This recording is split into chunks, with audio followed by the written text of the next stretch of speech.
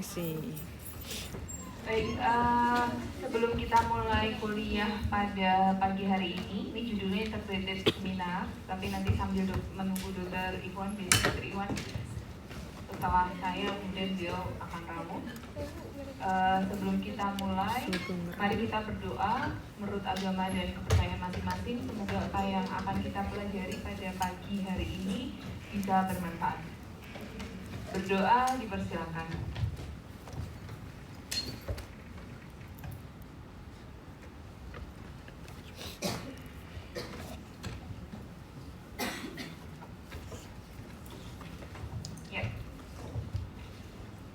Kalian tahun ke 3 ya, berarti ini sudah semester 5.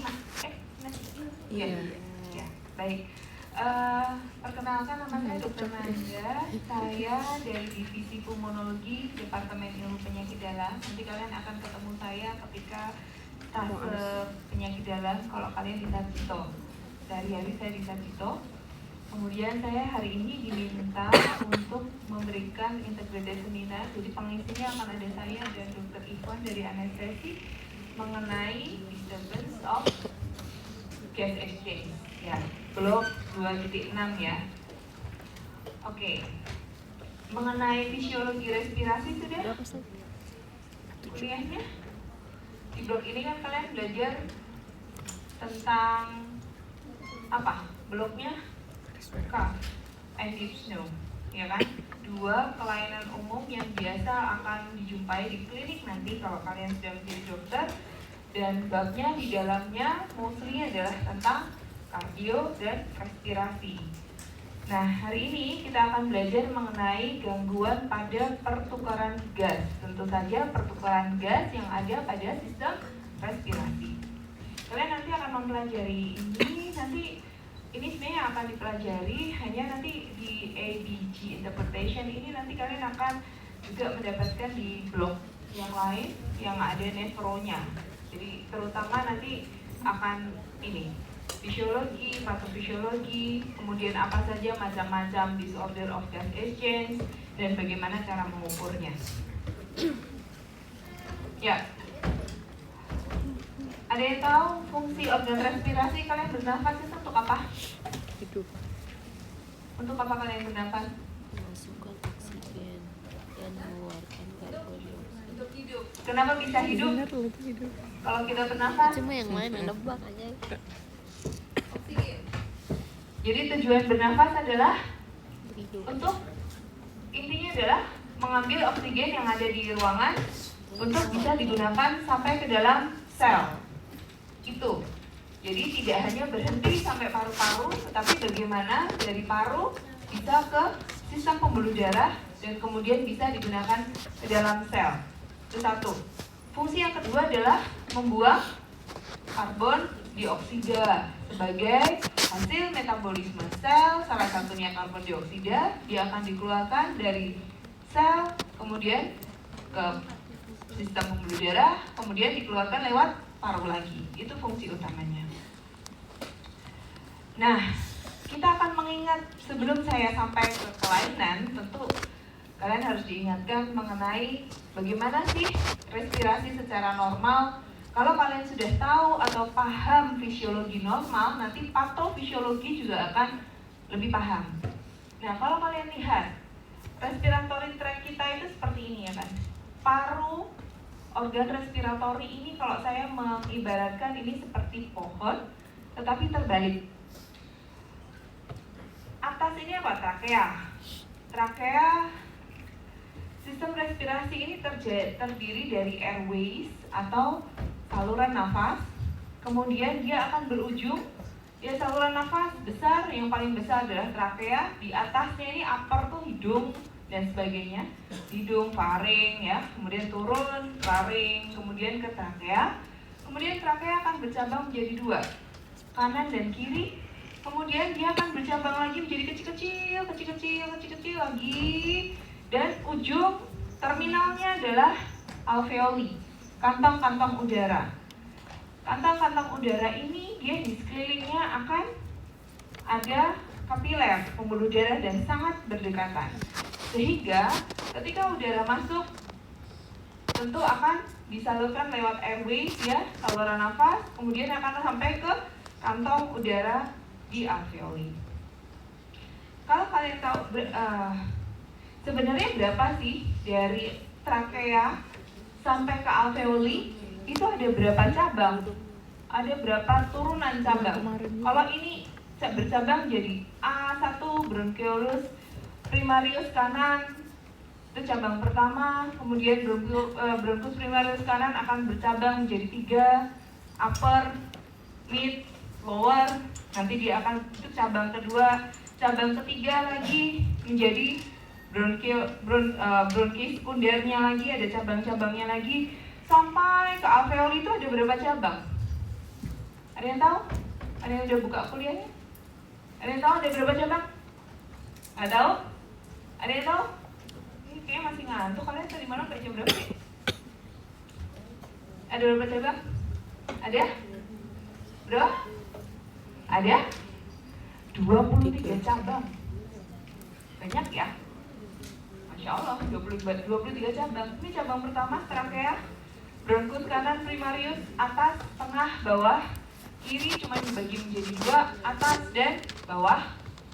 Kemudian masing-masing ini akan bercabang-cabang lagi menjadi untuk di apikal, anterior, posterior, kemudian right middle lobe itu ada lateral medial, yang lower itu ada bronkus 6 sampai 10 gitu. Kemudian kalau kalian perhatikan secara anatomi, right bronchi itu dia lebih pendek dan lebih lebar. Sehingga kadang-kadang kalau ada korsal dia akan lebih sering larinya ke sini, lebih pendek dan lebih lebar. Ya lebih juga begini, dia tidak begitu menyilang. Kalau untuk sampai ke bronkus kiri tuh, kalau biasa kami bronkoskop itu jalannya agak panjang gitu terowongannya. Ya. Nah, cabang 1 dari trakea ke bronchi, cabang 1 sampai cabang 16 kita bilangnya conducting zone. Karena apa? Dia hanya sebagai air passage aja, jalan masuk udara. Tidak ada pertukaran gas di situ. Dan 17 sampai 23 sampai alveolar sac kita bilangnya transitional and respiratory zone. Jadi disinilah terutama di alveoli ya, ini adalah tempat respirasi, tempat pertukaran gas. Dan kalau kalian ingat berapa diameternya, trakea itu berapa sih diameternya? Trakea orang dewasa? Laki-laki 1,3 sampai 2,5, rata-rata 1,5 cm pada laki-laki. Perempuan lebih kecil, 1 sampai 2 cm. Ya, kemudian semakin ke bawah, semakin kecil lagi. Berapa diameter alveoli? Nih, kalau kalian lihat trakea itu diameternya 1,8 rata-ratanya. Kalau di cross sectionnya ada 2,5 cm persegi. Pada alveoli itu diameternya cuma 0,04 cm persegi. 0,04 cm itu berarti berapa? 0,4 mili. Kecil sekali ya, alveoli kita tuh 0,4 mili. Tetapi jumlahnya ada 3 kali 10⁸. Jadi ada 300 juta alveoli yang itu ngumpul hanya di rongga toraks kalian. Kalau itu dibuka penampangnya satu-satu, lebarnya ada 8 kali 10⁻⁵. Berapa tuh? 80.000 cm persegi. Berarti berapa? 80.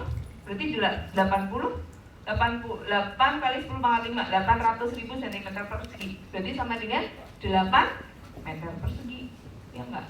8 meter persegi itu 80 meter persegi. Berarti 8 kali 10. Tuh kalau kantong di paru kalian dibuka satu-satu lebarnya segitu. Ya. Ya. Masya Allah, memang penciptaannya luar biasa. Dan kita bergerak setiap kali nafas kan, kok nafas kerasa nggak sih? Kalian pikir nggak sih? Enggak kan? Nggak dipikir ya. Dia otomatis dia akan melakukan setiap saya ngomong kayak gini aja, saya nggak ngitung nih berapa sih pertukaran udaranya sudah uncounted, apalagi dari kalian lahir sampai umur sekian. Ya, oke. Sampai sini ada pertanyaan? Jadi itu ya. Salah. Nah, kalau dari mikroskop elektron kalian lihat alveoli itu cuma satu lapis tipis sekali ya, kecil banget. Tadi diameternya cuma berapa? 0,4 mili. 0,4 mili itu kan berarti kecil banget ya. 1 mili masih dibagi 10. Nah, dan di sebelahnya selalu disertai dengan kapiler. Ya, E itu endothelial cell, A-nya alveoli cuma ini, ada type 1, ada type 1, kemudian ada ini endothel, C itu adalah kapiler. Jadi setiap ada alveolus selalu di sampingnya adalah ada kapiler. Ya. Sehingga diharapkan diameternya ini atau dindingnya ini sangat tipis sehingga dia akan memudahkan difusi oksigen. Nah, sekarang setelah kita tahu anatominya, kita akan belajar proses bernafas. Proses bernafas itu dua proses besar, apa? Inspirasi dan ekspirasi. Mana yang merupakan dok? Mana? Saya berapa menit ya dok? Kemarin 45 ya? 45 ya? Mana yang merupakan proses aktif? Ekspirasi, inspirasi. Kenapa inspirasi merupakan proses aktif? Karena membutuhkan kontraksi otot-otot pernafasan sehingga rongga toraks itu dia membesar, sehingga mengikuti hukum Boyle, semakin kalau ada rongga toraks membesar, tekanan di dalamnya turun sehingga udara bisa masuk. Ini namanya proses aktif.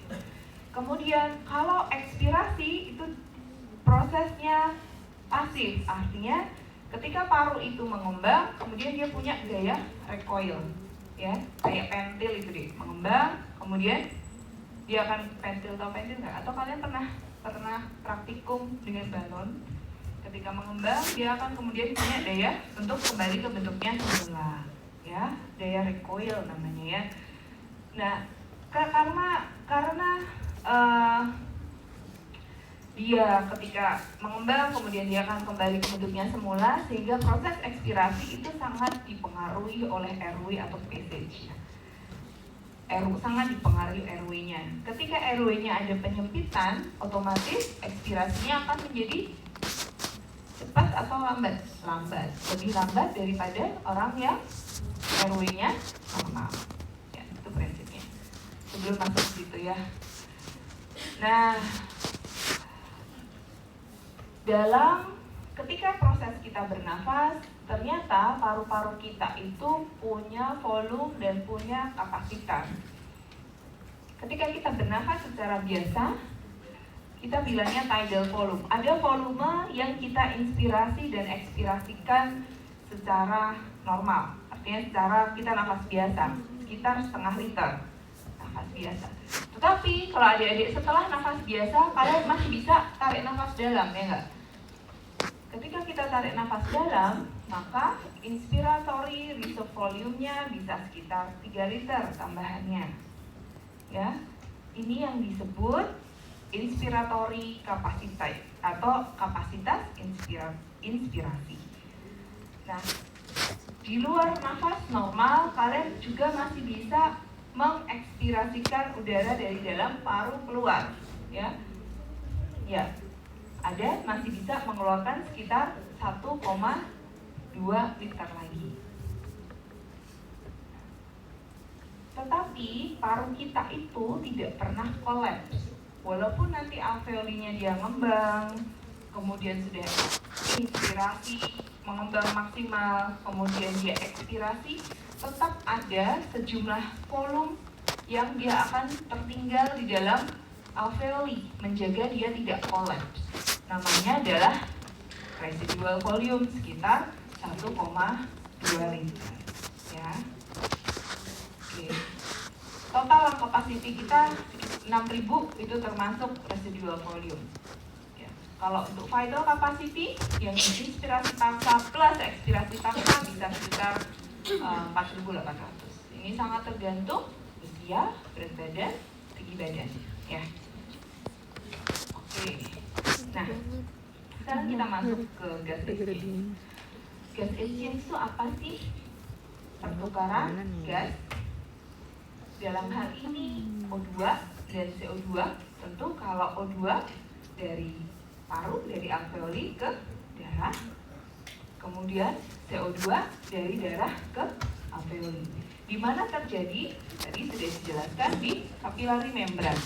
Kalau digambarkan secara apa ya, kan aslinya tuh yang kayak kalian lihat di Microsoft Electron, tapi kalau digambarkan secara skematis, ini alveolar space, di sampingnya selalu ada kapiler, ya, kemudian ini ada pelapis endotel aja. Nah, di sini terjadi pertukaran gas, dan akan sangat tergantung satu, partial pressure gradient, berapa sih tekanan O2 dan CO2 masing-masing di tempat masing-masing ya, di alveoli atau di darah. Kemudian sangat tergantung dari ventilasi yang adekuat. Ventilasi itu apa sih? Ventilasi itu proses bagaimana udara bisa sampai ke alveoli, itu namanya ventilasi.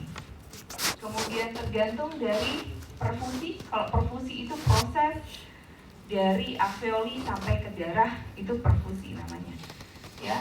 Kemudian sangat tergantung dari tebal tipisnya, kalau ini bilang tipisnya area difusi. Semakin tipis dan semakin lebar, semakin tipis dan semakin luas permukaan difusi, maka akan semakin lancar pertukaran gasnya. Atau dan sebaliknya, kalau nanti akan ada gambarnya di belakang. Nah, ini 4 hal itu. Kalau secara skematis juga di dalam tubuh kita itu sudah ada setting tekanan parsial O2 dan CO2 sudah tersetting tertentu sehingga O2 dan CO2 itu di dalam darah dari alveoli, ini kayak lampu nih alveoli, dia bisa masuk ke dalam darah ya. Kemudian dia akan bisa masuk ke dalam sel. Tentu kenapa bisa begini? Ya karena di alveoli itu tekanan parsial O2-nya relatif lebih tinggi daripada di kapiler, sehingga dia bisa masuk ya.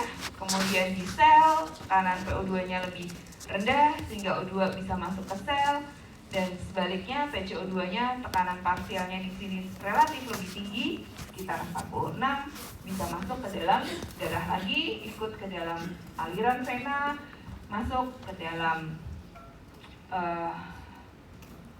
jantung, kemudian arteria pulmonalis, dan keluar lagi ke alveoli. Oke, dan jangan lupa ketika sampai di darah, oksigen itu dia tidak bebas, tapi dia diikat oleh Hb, hemoglobin, ya, sehingga apa yang akan mempengaruhi salah satunya juga kadar Hb. Ya. Oke, ini aja.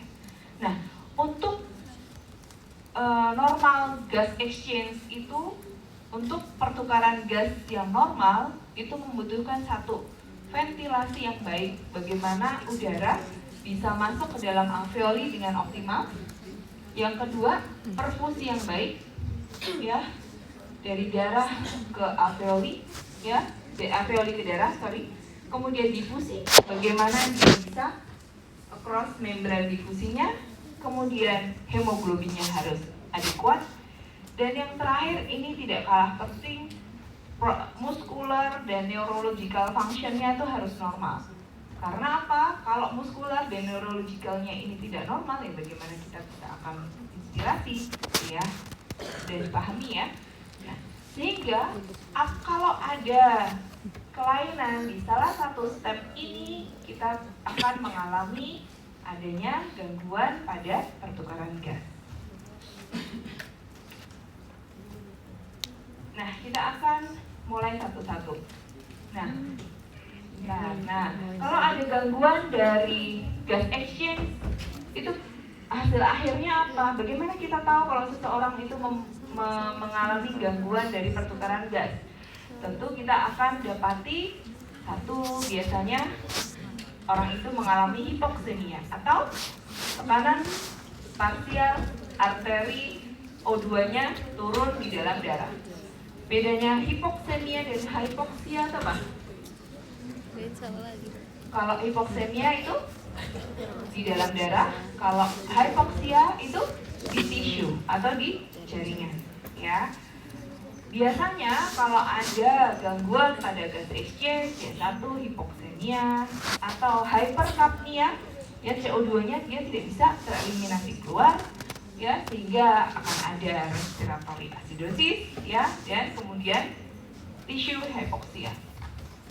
Nah, mekanismenya dari 5 tadi ada hipoventilasi, ada vacuum mismatch, ada gangguan difusi atau ada shunt, bisa juga karena tekanan parsial oksigen atau tekanan oksigen yang diinspirasi itu rendah, ya, atau gangguan pada pengikatan oksigen, ya, misalnya HB tadi. Masuk satu-satu ya. Hipoventilasi. Hipoventilasi itu apa? Hipoventilasi itu adalah gangguan, ya, udara bisa masuk ke dalam alveoli. Biasanya karena gangguan tidak kuat, udara masuk itu tidak adekuat, ya, sehingga hasilnya adalah biasanya peningkatan CO2 dan penurunan O2, ya, hipoksemia atau hypercarbia. Biasanya karena apa?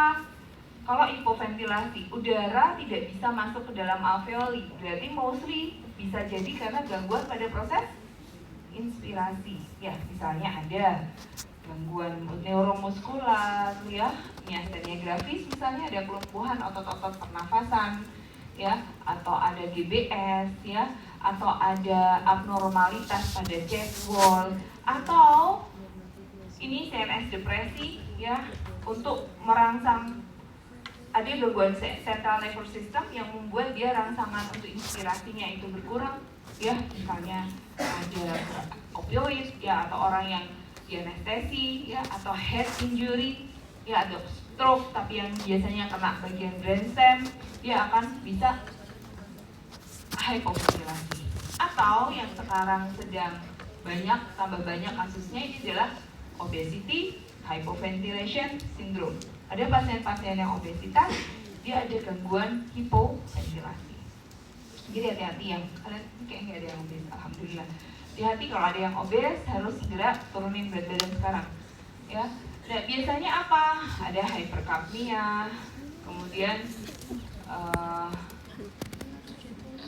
bisa sampai terjadi hypoxia. Nah, kemudian yang kedua adalah ventilasi perfusi mismatch. Ini yang bulat nih alveoli, yang ini adalah pembuluh darah. Kalau normal alveolinya jenuh dengan O2, ya, kemudian perfusinya baik, ya, atau di darah ini alirannya baik. Bisa jadi terjadi alveolinya penuh, tetapi darahnya ada gangguan perfusi, gangguan aliran darah. Kenapa misalnya? Ada trombosis, misalnya di sini, ya, ada gangguan, ada clot di pembuluh darahnya, sehingga walaupun O2-nya ini siap untuk masuk ke sini, tapi darahnya nggak bisa ngangkut. Atau gangguan berikutnya, ini alveolinya dia terganggu, sehingga tekanan O2-nya ini tidak maksimal di sini, ya, tetapi sebenarnya pembuluh darahnya nggak apa-apa. Atau yang terakhir, sudah udaranya nggak bisa masuk, aliran darahnya jelek. Nah, ini lebih mudah untuk memahami, ya. Vacuum mismatch atau gangguan pada ventilasi perfusi. Gangguan pada ventilasi perfusi ini adalah sebab paling banyak hipoksemia, ya. Gambar yang di samping ini contoh pada COVID. Paling gampang contohnya itu pada COVID. Ini yang kanan itu adalah alveoli yang normal. Jadi dia cakep gitu, ya, kosong isinya, ya cuma udara aja. Kemudian ini pembuluh darahnya rapi, ya, ada red blood cell ini bisa lewat dengan bagus. Yang sebelah ini yang terjadi pada pasien pneumonia atau kalau di sini COVID. Alveolinya ini penuh dengan sel-sel inflamasi, karena ada peradangan, ada infeksi di situ, sehingga ada makrofag di sini, neutrofil di sini, kemudian dia membuat proses peradangan yang akhirnya alveolinya ini sembab, isinya ada infiltrat ya, kemudian dia karena sembab ya, sehingga jarak yang harusnya dia hanya dempetan ini jaraknya menjadi lebar. Karena apa? Karena banyak infiltrat ada di sini, sudah ada di sini ya. Kemudian pada COVID ya, contoh pada COVID, pembuluh darahnya ini juga ada trombosis, ada clot, blood clot di sini. Sehingga ya bayangin aja, O2 yang tadinya di sini bisa berdifusi baik, ini tentu terganggu. Ya. Nah, ada 5 tipe ya. Ini yang normal, ini normal. Ventilasinya baik, kemudian perfusinya, blood flow-nya baik. Tipe yang kedua atau kita bilang low VQ, itu ventilasinya jelek, tapi perfusinya masih baik. Ya. Atau yang berikutnya bisa jadi alveolinya baik, tetapi nggak ada perfusi. Ya. Kemudian yang lain, vasokonstriksi atau penurunan dari gas exchange, ini ventilasi, dan bisa terjadi ada vasokonstriksi di pulmonalis ya, sehingga membuat hypoperfusi secara relatif. Kalau yang di sini ini adalah dead space ya, kita bilangnya ya, ventilasinya jelek, perfusinya nggak ada. Oke, nah gangguan berikutnya setelah gangguan ventilasi perfusi, yang ini sekarang adalah gangguan pada difusi. Contohnya adalah pada beberapa penyakit ini. Gangguan difusi adalah gangguan pada gangguan yang menyebabkan pertukaran gas ini terganggu pada alveolar membrannya.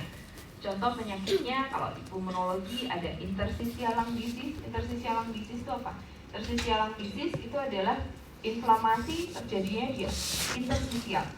Kalau pada pneumonia, inflamasinya terjadi di dalam parenkim, tetapi di dalam alveolinya, di parenkimnya. Tetapi pada interstisial berarti pada jaringan yang di sekelilingnya alveoli ini. Ada fibrosis di situ, ada peradangan di situ, sehingga dia antara alveoli dan kapilernya menjadi berjarak. Ya, dia bikin hipoksia juga, ya, hypoxemia juga, ya. Kemudian ini misalnya pada udem paru, kalau di ronsen paru-parunya udah putih semua. Pada udem paru yang terjadi apa? Alveolinya dia sembab karena ada cairan.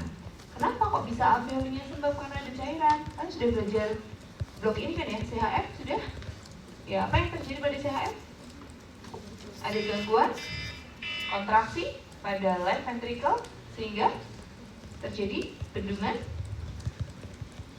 cairan ke dalam di vena atau di pembuluh darah di paru-paru. Kita tahu kalau tekanan di area otomatis dia akan terjadi peningkatan tekanan di sini, ya. Dia akan terjadi penumpukan cairan di situ, dan kita tahu bahwa pembuluh darah kita itu fenestrated kan, dia tidak close sekali, sehingga bisa terjadi transudasi yang di dalam pembuluh darah dia bisa keluar, ya, masuk ke dalam alveoli. Sehingga bayangin aja alveoli yang harusnya isinya udara aja, dia ada masukkan cairan, sehingga ya oksigennya akan susah untuk berdifusi masuk ke udara. Oke. Berapa jam? Ya. Atau gangguannya pada shunting. Shunting itu artinya terjadi shunting biasanya kanan dan kiri. Jadi satu bisa karena anatomi, misalnya pada congenital heart disease atau AP malformation ya. Jadi misalnya ada shunting bocor nih dari kanan dan kiri misalnya. Ada ASD misalnya, tapi ASD yang sudah Eisenmenger, sudah belajar ASD belum ya? Belum. Arterial septal defect. Arterial septal defect awalnya kan tekanan di kiri selalu lebih tinggi ya kan, sehingga alirannya dari kiri ke kanan. Tapi sampai pada suatu saat tekanannya yang kanan menjadi lebih besar, sehingga dia akan terjadi Eisenmenger, yang kanan kemudian dia ke kiri. Akhirnya dari yang kaya CO2 dia akan masuk ke dalam area yang harusnya dia oksigenasinya tinggi. Ya, kalau dicek di darah, dia saturasinya tidak akan naik. Ya, tuh satu defek anatomis. Yang kedua, shunting yang terjadi karena proses disease di paru, misalnya tadi ARDS ya, alveolinya dia tidak bisa mengembang ya, sehingga darah yang di situ muter-muter aja ya, tidak mengangkut oksigen dan dia akan muter-muter di situ. Itu namanya shunting. Kemudian kelainan yang berikutnya bisa karena penurunan oksigen yang terinspirasi. Ini secara fisiologis atau dia bisa terjadi contohnya pada high altitude. Semakin kalian mendaki ke atas, tekanan parsial oksigennya semakin. Ya, pernah dengar orang meninggal ketika naik puncak? Ya bisa macam-macam ya, bisa karena storm, bisa karena tapi yang salah satunya penyebabnya adalah hypoxia. Makin tinggi tekanan parsial oksigennya dia semakin rendah. Ya. Kalau short term biasanya ada peripheral chemosensory excitasi, ada respiratory reflex, dia akan beradaptasi dengan menaikkan ventilasinya, dia akan RR-nya akan naik. Tetapi kalau mekanisme ini long term, misalnya orang-orang yang tinggal di pegunungan Tibet, orang-orang yang tinggal nggak usah di pegunungan Tibet, di sini Wonosobo ada orang dari Wonosobo, Dieng, siapa yang dari Wonosobo Dieng? High altitude ada. Biasanya kalau yang di puncak-puncak itu kemudian pipinya merah-merah ya nggak? Dia sudah adaptasi, sampai adaptasinya ke genetik. Karena dia terbiasa hidup di tekanan parsial oksigen yang rendah, sehingga dia HB-nya juga akan mengikat O2-nya menjadi lebih banyak, ya, sehingga itu pipinya merah-merah. Karena kita kalau perhatiin orang-orang Tibet itu juga ya, sininya merah-merah, sama kayak orang Dieng tapi yang atas-atas. Ya. Yang terakhir, gangguannya bisa jadi bukan di alveolinya, bukan di pembuluh darahnya, tetapi pembawanya. Misalnya pada anemia, ya, bayangin nggak ada HB-nya, berarti oksigen tidak akan tertransport dengan baik. Atau pada CO poisoning, keracunan CO yang dilakukan CO, kalau misalnya ada inhalasi CO, yang CO ini akan merebut ikatan HB dan O2, sehingga orangnya akan mengalami hipoksemia dan hypoxia. Ya sering kan dengar ada berita, biasanya keracunan CO dari dalam mobil nyala, bocor, CO-nya masuk, terhirup, kemudian ditemukan sudah meninggal karena keracunan CO. Oke. Nah, ini klinikal manifestasinya tentu akan mengalami dyspnoe, tachypnea, cyanosis, konfusi, restlessness, gelisah, kemudian penggunaan otot-otot pernafasan ya. Nah, sekarang bagaimana kita menilai ini seseorang ini ada terjadi gangguan gas exchange nggak sih? Kita bisa memakai beberapa, satu adalah analisis gas darah kalau tersedia ya. Yang kedua adalah pulse oximetry, paling cepat kalian bisa menilai saturasinya di situ ya. Kemudian atau bisa lihat dengan imaging chest ray atau CT scan, lihat bentukan parunya, bisa dilakukan pulmonary function test, bisa dilakukan DLCO untuk melihat kapasitas difusi CO-nya, bisa dengan VQ scan, bisa dengan ekokardiografi untuk mencari shunt-nya. Jadi kalau orang datang dengan hypoxia, kalau di anamnesis ternyata hipoksianya ternyata sudah bukan hipoksia. Orang datang saturasi 75, tetapi kalau dari klinisnya dia sudah kronik, sudah dari dulu, kemudian dia sudah ada clapping finger, sudah ada cyanosis, tapi orangnya masih jalan-jalan, berarti ini kronik. Tubuh kita itu semakin kronik, paparannya akan membuat adaptasi. Tapi kalau hipoksemianya akut, nah pasti dia sudah datang dengan sesak nafas. Orang dengan saturasi di bawah 90 aja, kalau itu terjadinya akut, dia sudah akan melakukan kompensasi dengan cepat.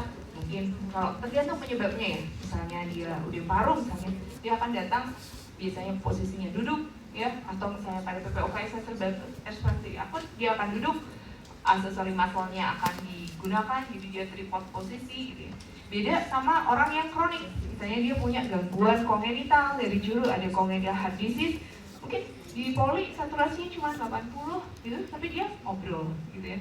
Tapi kalian akan melihat tanda-tanda cyanosis, punya sudah clubbing ya.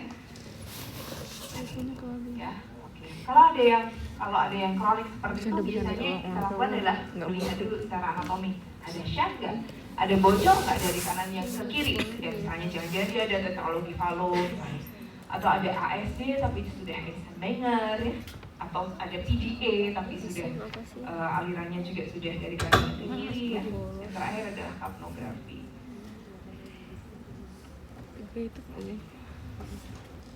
Nah, ini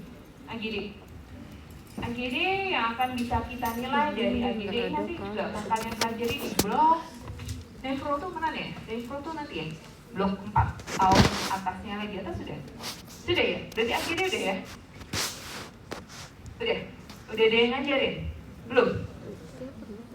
Ada kan mestinya ada kita sharing di situ. Oke. AGD yang akan bisa dilihat kalau untuk menilai pertukaran gas, ada dua hal yang bisa dinilai dari AGD. Apa saja? Yang sudah kalian pelajari sebelumnya, asam basa. Yang kedua adalah disturbance acid gas exchange-nya. Kalau pada ini topiknya disturbance of gas exchange-nya, kita akan melihat PO2, PCO2 ya, yang akan kita lihat adalah PaO2 per FiO2. Ini saya ngajari simple ya, tambahan dari Dr. Ikhwan. AaO2 dan saturasi. Yang akan kalian lihat adalah normal value-nya. PO2 normalnya 80 sampai 100, PCO2 35 sampai 45. Dan biasanya parameternya juga untuk melihat apakah dia ada gangguan pada pertukaran gas, PO2 per FiO2. Normalnya PO2 per FiO2 ini, jadi nilai yang tertera di AGD, PO2 dibagi dengan FiO2. Fraksi inspirasi oksigen yang diberikan saat itu berapa? Normalnya orang yang dia di room air aja, kalau room air seperti ini, FiO2-nya ya kita 21% ya kan. Nah, PO2 dalam darah kita normalnya pada kondisi kita sekarang ini itu 80 sampai 100. Sehingga angka normalnya itu biasanya kalau PO2 per FiO2 itu di atas 400. Tapi pada pasien-pasien yang mengalami hypoxemia, pasien-pasien yang mengalami gangguan hypoxemia, PO2-nya nih dia turun. PO2-nya turun. Bisa jadi PO2 yang tercantum di situ normal, jadi misalnya 80. Tetapi fraksi inspirasi oksigen yang kita berikan tuh besar. Saya pasiennya tuh PO2-nya cuma 80, padahal kita ngasihnya NRM, suplementasi oksigennya. NRM dikasih masker, tekanan FiO2-nya kita kasih misalnya 0,8. Kalian belum belajar itu ya. Jadi kalau pada kondisi normal, fraksi inspirasi oksigen kita yang tidak dengan suplementasi oksigen itu 0,21. Kalau orang itu butuh oksigen yang banyak, jadi misalnya dengan oksigen ini saturasinya turun misalnya ya, kemudian kita biasanya berikan suplementasi oksigen. Semakin tinggi suplementasi oksigen yang kita berikan, itu akan meningkatkan nilai FiO2 ya. Sebelum bisa dengan nasional kanul, bisa dengan NRM. Semakin tinggi suplementasi oksigen ini sampai dengan ventilator mekanik, kita bisa adjust mau dikasih FiO2 berapa. Nah kalau FiO2 yang diberikan itu 80% misalnya ya, 0,8 ya, bisa dengan misalnya kalau 0,8 itu masker atau bisa dengan ventilator invasif maupun non invasif. Tapi kita lihat di AGD-nya itu PO2-nya cuma 80, yaitu berarti FiO2-nya PO2-nya 80, FiO2-nya 0,8. 80 dibagi 0,8, 100, 28. Ya. Di bawah 200 itu ARDS ya kan. Di bawah 300 itu kita sudah definisi acute lung injury. Berarti ada gangguan apa? Kalau seperti itu kita bayangkan aja, berarti antara alveoli dan pembuluh darahnya dia tidak satu lapis lagi, dia butuh tekanan oksigen yang tinggi untuk dia bisa jump ke sini. Kenapa? Harusnya kalau ibaratnya ini alveoli, di situ pembuluh darah, oksigen itu cuma jalan aja gitu. Tapi kalau misalnya ada gangguan, misalnya di sekeliling ini saya alveoli, ada infiltrat, ya, kemudian di sana ada pembuluh darah, oksigen itu harus didorong dari sini dia biar bisa lompat.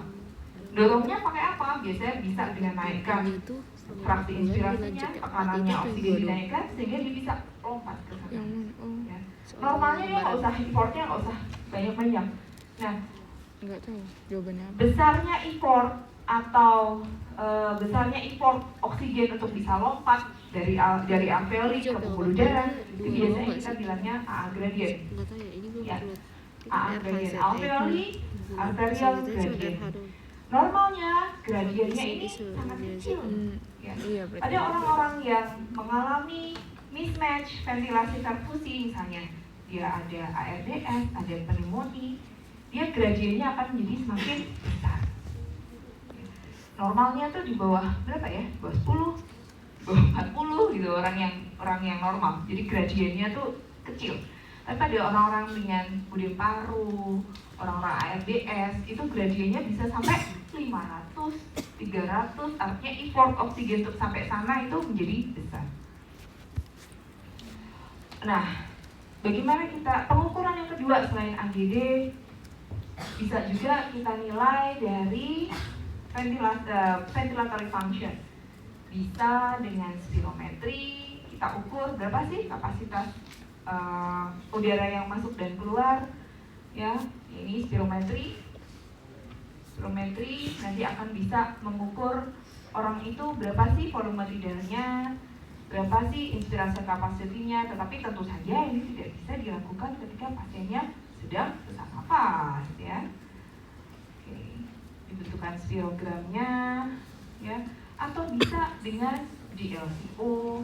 DLCO itu adalah tes menggunakan CO pada kadar yang rendah dan kadar yang aman untuk menilai seberapa banyak gas CO ini bisa melewati membran alveoli selama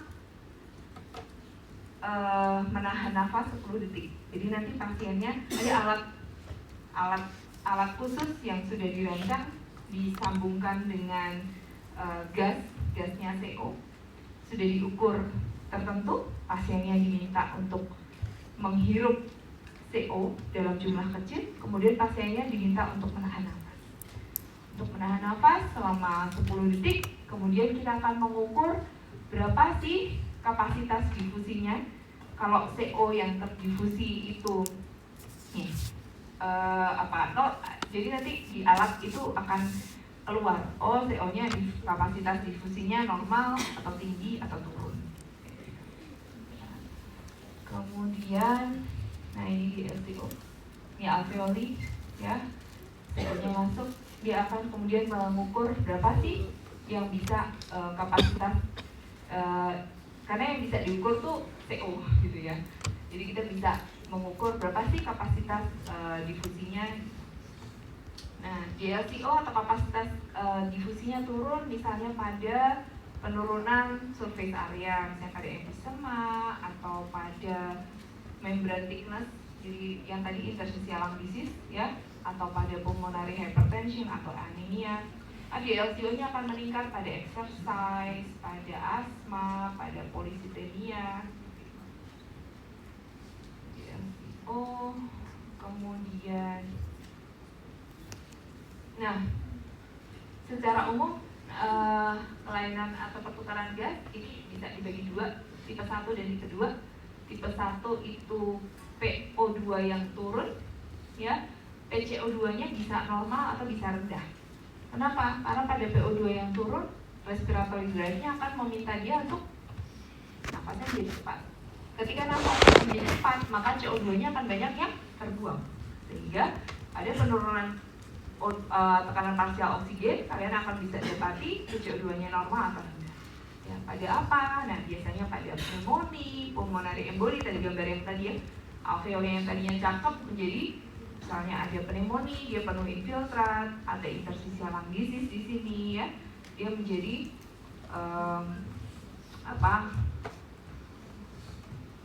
oksigennya menjadi semakin susah masuk ke dalam pembuluh darah. Ya, contohnya pada ini pada ada UDFA ARDS, infiltrate bilateral yang paru harusnya dia apa? Lusen ya kan? Ini putih-putih. Kalau di CT ini pada interstitial lung disease ya putih-putih semua. Ya. Kemudian pada RDS ini pneumonia, contohnya pada pneumonia yang harusnya lusen seperti ini, saya di area tertentu ada infiltrat, alveolinya penuh infiltrat sehingga kalau di ronsen dia akan menjadi opak, ya, opak. Atau efusi pleura masif, ya. Atau ada ini abses, atau pulmonary emboli. Kalau emboli paru itu berarti apa? Alveolinya nggak apa-apa, tetapi ada sumbatan pada pembuluh darah yang melewati di paru. Ya. Nah, ini contoh vacuum scan untuk menilai ventilasi perfusi. Nah, tipe 2 respiratory impairment itu PCO2-nya tinggi atau hypercapnia. Biasanya terjadi pada ventilasi yang tidak adekuat atau hipoventilasi. Bisa pada PPOK atau obesity hypoventilation syndrome ya. Gejalanya konfusi, flapping tremor, ya, drowsiness, ya, binding pulse atau headache. Ya. Oke, mungkin itu ini pada PPOK chronic obstructive pulmonary disease. Nanti kalian juga akan pelajari PPOK di blok geriatri tahun ke-4. Apa udah? Udah juga PPOK di blok ini juga dia. COPD, apa yang terjadi pada COPD? Chronic obstructive pulmonary disease. Berarti dia ada obstruksi di saluran nafas. Seperti tadi, kalau ada obstruksi di saluran nafas, berarti gangguannya ada proses ekspirasinya menjadi lebih panjang, kemudian salurannya menjadi lebih sempit, sehingga kalau pas ekspirasi kalian bisa mendengar wheezing. Ya. Dan karena gangguannya di ekspirasi, maka biasanya terjadi kenaikan PCO2. Ya. Mungkin itu yang bisa saya sampaikan. Nanti untuk manajemennya ya tergantung underlying cause-nya apa. Kalau pneumonia berikan antibiotik ya, tapi yang paling penting adalah supplemental oksigen. Tergantung kebutuhannya, nanti Dr. Iwan akan menjelaskan lebih lanjut. Kalau pulmonary emboli yang dikasih antikoagulan, kalau pulmonary edema yang dikasih diuretik. Mungkin itu yang bisa saya sampaikan. Terima kasih banyak. Nanti kita bisa lanjut dengan diskusi setelah berikutnya materinya. Dr. Ivan, silakan dok.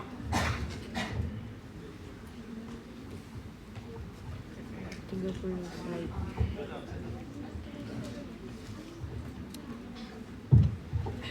Baik, selamat pagi. Assalamualaikum warahmatullahi wabarakatuh. Waalaikumsalam warahmatullahi wabarakatuh. Udah gak semangat gitu. Perkenalkan saya dengan Dr. Arif Ikhwandi dari Departemen Anestesi dan Terapi Intensif. Saya dan Dr. Nanda kebetulan kita diberikan mandat untuk membahas terkait gangguan dari pertukaran gas ya. Gas di paru ya, bukan gas di tempat. Minggu 4 aja ya jadinya. Mungkin tadi Dr. Nanda sudah memaparkan dengan jelas dan rinci ya. Nanti kita lihat, mungkin saya akan bahas mungkin mana topik mana yang belum terbahas, terutama nanti terkait tata laksananya ya, atau algoritma dalam penata laksana. Oke, mungkin ini terkait learning objektif yang harus kita pahami ya pada lecture kali ini. Mana kita harus mengetahui terkait dengan penyebab dari gangguan pertukaran gas itu sendiri, kemudian bagaimana patofisiologinya, kemudian tadi juga sudah dijelaskan oleh Dr. Nanda bahwa gangguan pertukaran gas itu dapat mempengaruhi sistem organ lainnya yang termasuk homeostasis yang dapat menyebabkan systemic organ dysfunction. Kemudian kemudian juga mengetahui bagaimana mekanisme tubuh merespon terhadap gangguan pertukaran gas itu ya. Jadi tubuh kita itu diciptakan oleh Allah Subhanahu wa taala memiliki suatu respon untuk mengkompensasi dari gangguan tersebut. Tapi dia memiliki batas atau ambang compensated ya. Kalau dia decompensated akan terjadi perburukan dari kondisi pasien tersebut. Oke, dan nanti juga tata laksana ya. Nah, begini tadi juga secara garis besar sudah dibahas oleh Dr. Nanda juga bahwa untuk bernafas itu banyak organ ataupun sistem organ yang terlibat ya dalam sekali kita melakukan inspirasi dan ekspirasi. Bisa kita lihat di sini bahwa mulai dari kontrol itu ada di central nervous system ya, dimana nanti dia akan mempengaruhi skeletal atau muscle ya, muscle atau otot pernafasan, dimana nanti dia akan mempengaruhi dari kecepatan dari inspirasi maupun ekspirasi ya, tergantung dari sinyal yang diterima oleh si kemoreseptornya. Nah, bisa kita lihat di sini kemoreseptor di tubuh kita itu dia mendeteksi adanya perubahan dari PCO2 ataupun PO2 ya, apa dia terutama yang rendah ya pada PO2 atau kadar PCO2 yang tinggi. Nah, itu bisa terjadi karena gangguan dari ventilasi semenit ataupun dari ventilasi alveolar ya, sehingga tubuh kita mendeteksi perubahan tersebut di mana dia akan ditangkap oleh sistem saraf pusat tadi ya. Nah, perintahnya apa nih? Kalau misalnya dia menangkap suatu kondisi peningkatan kadar karbon dioksida di arteri itu tinggi, kira-kira apa perintah dari otaknya? Dia akan melakukan apa? Kadar PaCO2 nya tinggi. Berarti dia gagal nafas tipe berapa tuh? Seperti yang bilang Nanda tadi. Tipe 2. Berarti respon tubuhnya apa?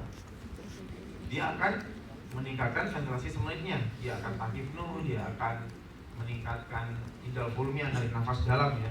Karena rumus dari ventilasi semenit itu adalah tidal volume dikali dengan respiratory rate dalam 1 menit. Sama kayak kalau di jantung cardiac output, surf volume dikali dengan heart rate dalam 1 menit. Oke, kemudian memerintahkan kepada sistem saraf perifer, kemudian otot-otot pernafasan untuk melakukan respon sesuai dengan keadaan tubuhnya tadi. Nah, bisa kita lihat di sini, ini tadi dokter juga sudah bahas ya. Pada kondisi normal, oksigen itu dia dapat berpindah dengan mudah ya, karena dia hanya selapis tipis tadi banget yang saya lihat dari alveolus, di mana setiap alveolus itu langsung nempel dengan kapiler ya, atau pembuluh darah atau kapilernya. Nah, di mana kenapa sih oksigen itu bisa masuk ke dalam kapiler, kemudian karbon dioksida bisa keluar ke alveoli dan kemudian diekspirasikan. Karbon dioksida kira-kira kenapa bisa tinggi di kapiler dibandingkan di alveoli? Karena produksi ya. Karena setiap metabolisme tubuh kita itu, setiap energi yang kita hasilkan itu akan menghasilkan produk sampingannya adalah karbon dioksida. Nah, makanya dia akan kaya di vena. Ya enggak? Lebih kaya di vena apa di arteri? Di vena, karena dia setelah dari organ akan balik vena menuju ke right atrium, itu membawa darah kotor kan, itu akan kaya dengan karbon dioksida. Nah, makanya karena tekanan parsialnya itu lebih tinggi di vena, termasuk juga di alveolar. Alveolar ini kan berarti udara yang kita hirup kan, dan kita hirup itulah kandungan udara yang ada di alveolar. Nah, makanya karbon dioksida ini bisa keluar. Nah, kebalikannya, oksigen itu lebih tinggi di udara yang kita hirup, berarti lebih tinggi di alveolar, sehingga tekanan parsial di alveolar lebih tinggi daripada di kapiler, makanya oksigen bisa masuk. Nah, seperti itu ya. Nah, ini tadi gambar ini sudah ada di dokter Nanda tadi.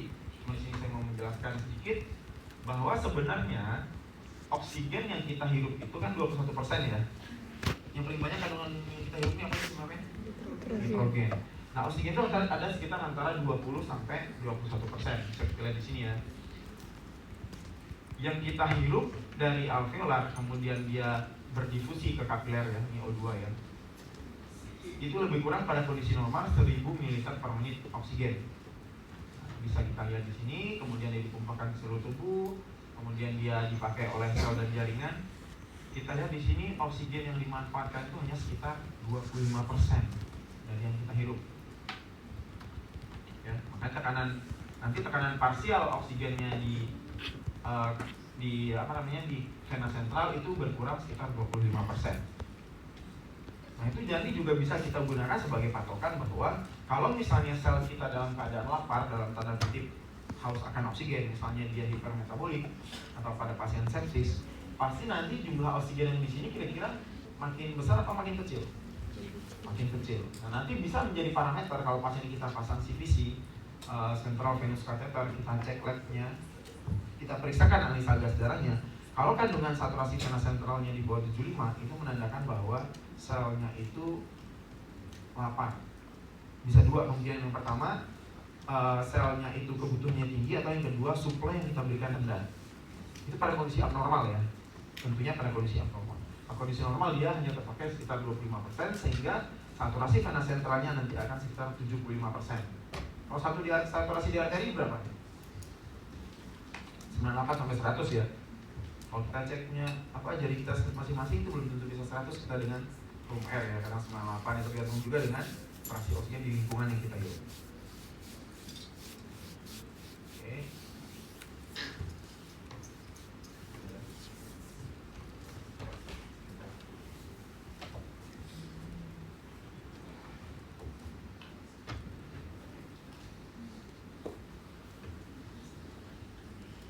Sekarang kita lihat ini.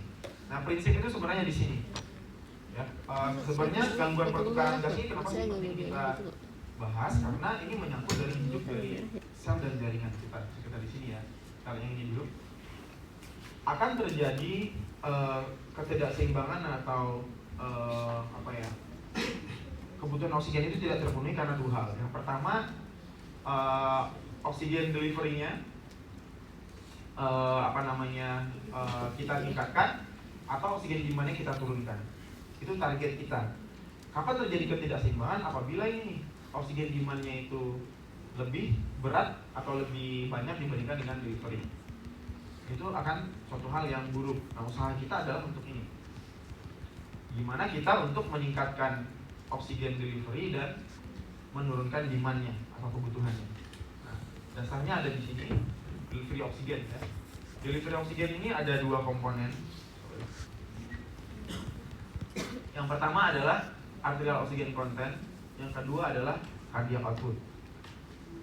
Untuk yang arterial oksigen content itu dipengaruhi dari yang pertama adalah oksigen yang terikat dengan hemoglobin, dan yang kedua ini adalah oksigen yang terlarut di dalam plasma.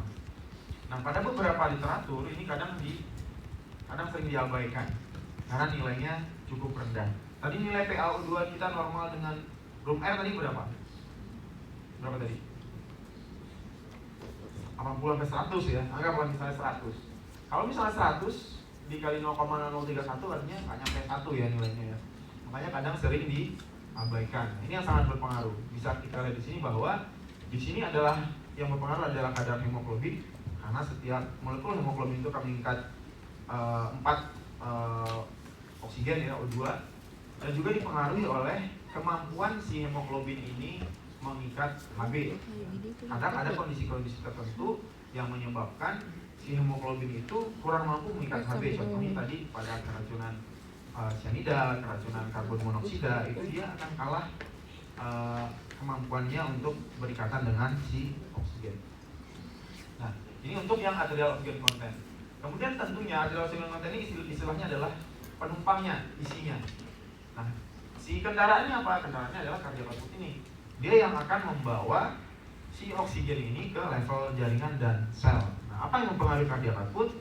Di sini ada rumusnya adalah stroke volume dikali dengan heart rate ya.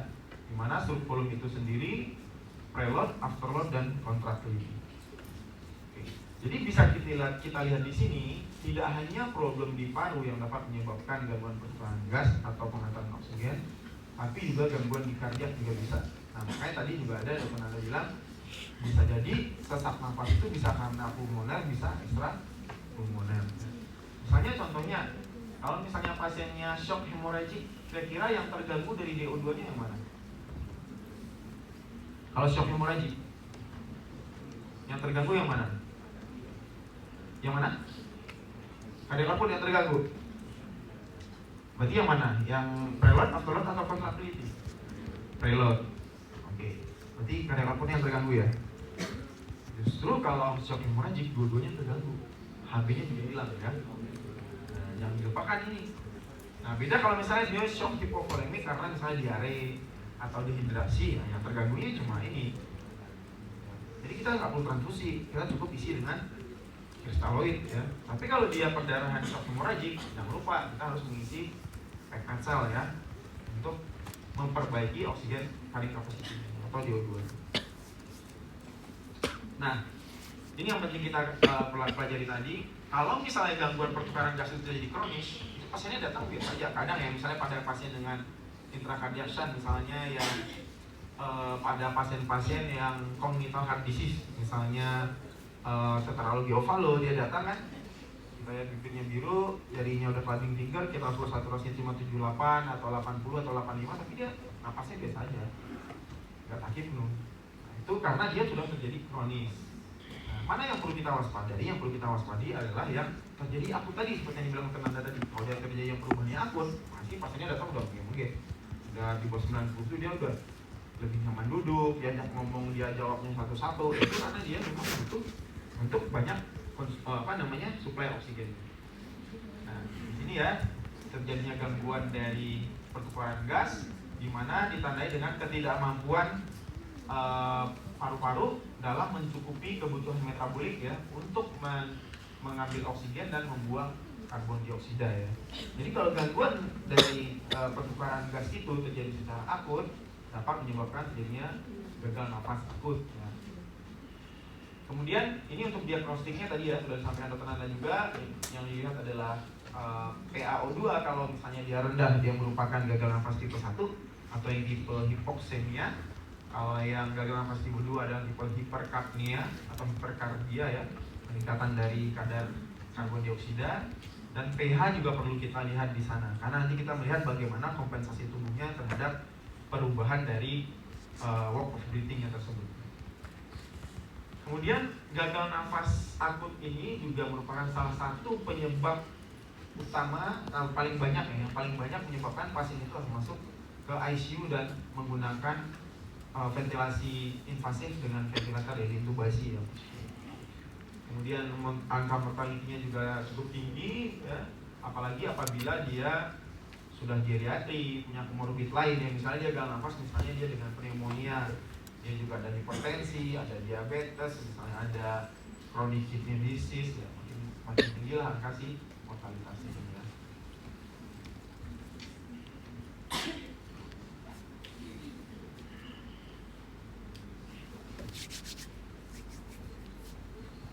Nah, kita lihat patofisiologinya ya. Jadi bisa pulmoner, bisa ekstrapulmoner ya. Tadi yang disampaikan tadi, kalau misalnya di pulmonary berarti bisa karena dari hipoventilasi ya, yang sudah sampaikan Anda. Kemudian contohnya pada apa? COPD, asma. Kemudian pada abnormal VQ. V itu tadi adalah ventilasi terkait dengan pengembangan dari alveolarnya. Kalau Q itu adalah perfusi, berarti aliran darah di kapiler yang melingkupi si permukaan si alveolarnya. Contohnya pada pulmonary embolism, pneumonia dan lain-lain ya. Nah, ada juga yang terganggu kapasitas difusinya tadi ya, bisa karena interstitial disease atau pulmonary vascular disease tadi ya. Kemudian bisa jadi karena shunting. Nah, kalau shunting ini artinya perfusinya yang tidak baik atau ventilasinya yang tidak baik. Kalau shunting, ventilasinya tidak baik ya, akibatnya darah kotor yang di kapiler itu lewat aja, tidak terjadi pertukaran gas tersebut. Nah, kita lihat apa penyebab gangguan pertukaran gas atau gangguan gagal nafas ekstrapulmoner ya. Bisa jadi tadi memang fraksi oksigen yang dihirup itu rendah. Contohnya tadi di dataran tinggi ya, semakin tinggi high altitude dia akan semakin rendah PaO2-nya atau tekanan parsial atau FiO2-nya, fraksi oksigen yang kita hirup akan semakin rendah sehingga PaO2-nya akan rendah. Ya. Makanya kompensasi dari tubuh orang di dataran tinggi itu ya apa? Lebih apa? Biasanya kalau kita lihat orang-orang yang tinggal di dataran tinggi, pegunungan, wajahnya merah ya. Polikemia kan kompensasikan dia ilmu konsentrasi supaya kadar hemoglobinnya lebih banyak meningkat si oksigen. Kemudian tadi sudah sampai dokter juga cardiac right to left shunt, shunting dari intrakardiak dari kanan ke kiri. Kalau dari kiri ke kanan ya masih baik ya. Kalau udah kanan ke kiri terjadi suatu dekompensated, sebenarnya itu sudah dekompensated ya. Sehingga darah kotor yang berada di sisi kiri jantung, baik itu VSD ataupun ASD ya, dua-duanya sama, bisa terjadi Eisenmenger, aliran yang berbalik, sehingga terjadi darah yang miskin oksigen dari jantung kiri, baik itu dari jantung kanan, baik right atrium ataupun right ventricle, itu pindah ke seberangnya, ke bagian kiri. Kemudian tadi juga gangguan dari adekuat karena kapasitas kemampuan transport oksigen yang terganggu. Kemudian bisa juga karena ini circulatory defect, ini saya bilang tadi. Kalau misalnya dia hipotensi atau penurunan cardiac output, berarti dia kan extrapulmonary ya, berarti kita kenal dengan istilah static hypoxia atau hypoxemia. Kemudian abnormalitas dari dinding dada ataupun skeletal, kemudian abnormal tisu capillary for using oksigen, contohnya histotoxic hypoxia, misal karena intoksikasi. Nah, ini untuk yang penyebab ya ekstrapulmoner.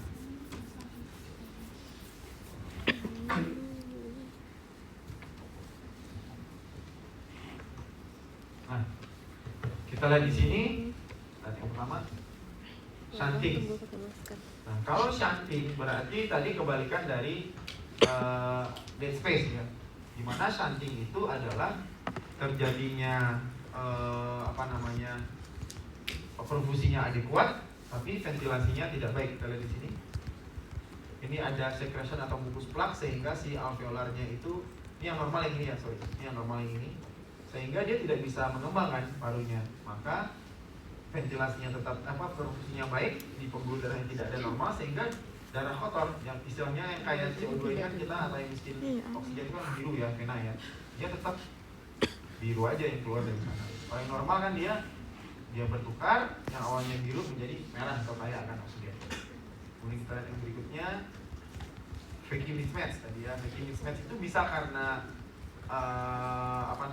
adanya obstruksi tapi parsial ya. Kalau dia total terjadi shunting, kalau parsial ya dia masih ada sebenarnya ventilasinya, cuma tidak adekuat, sehingga nanti nilai Fackie-nya ini kira-kira naik apa turun? Nilai Fackie-nya turun ya. Normalnya nilai Fackie mismatch pada kondisi normal berapa? Ventilasi perfusi rasio nilai normalnya berapa? 0,8 ya, 0,8. Nah, kalau misalnya ventilasinya turun, artinya gangguan di ventilasi, berarti nanti nilai dari VQ rasionya akan turun. Kebalikannya, kalau perfusinya yang buruk, VQ-nya akan naik lebih dari 1. Nah, kemudian kalau clot ini kira-kira kondisi apa nih? Kita sebut apa?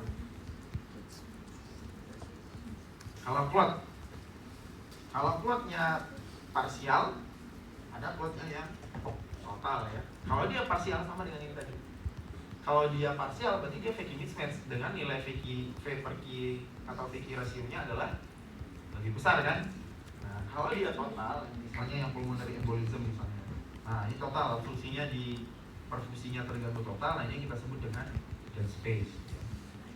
Jadi Fackie itu bisa, Fackie mismatch itu bisa naik Fackie rasionya atau Fackie rasionya turun. Naik apabila perfusinya jelek, turun apabila yang bermasalah di ventilasinya. Nah, jadi dua-duanya bisa terjadi. Ini baterainya kali ya. Nah, oke. Nah, ini hal-hal yang mengganggu tadi patofisiologinya ya, mengganggu pertukaran gas tadi. Dimana pertama bisa terjadi penebalan antara membran antara alveolar dan kapiler. Ini kan alveolarnya, ini kapilernya, terjadi penebalan di membrannya. Nah, harusnya kan tadi selaput tipis ya, yang dijelaskan Dr. Nanda tadi secara histologi tadi. Nah, dia terjadi menjauh jarak antara alveolar dan kapilernya, nah, sehingga kemampuan oksigen untuk bertukar tadi menurun ya.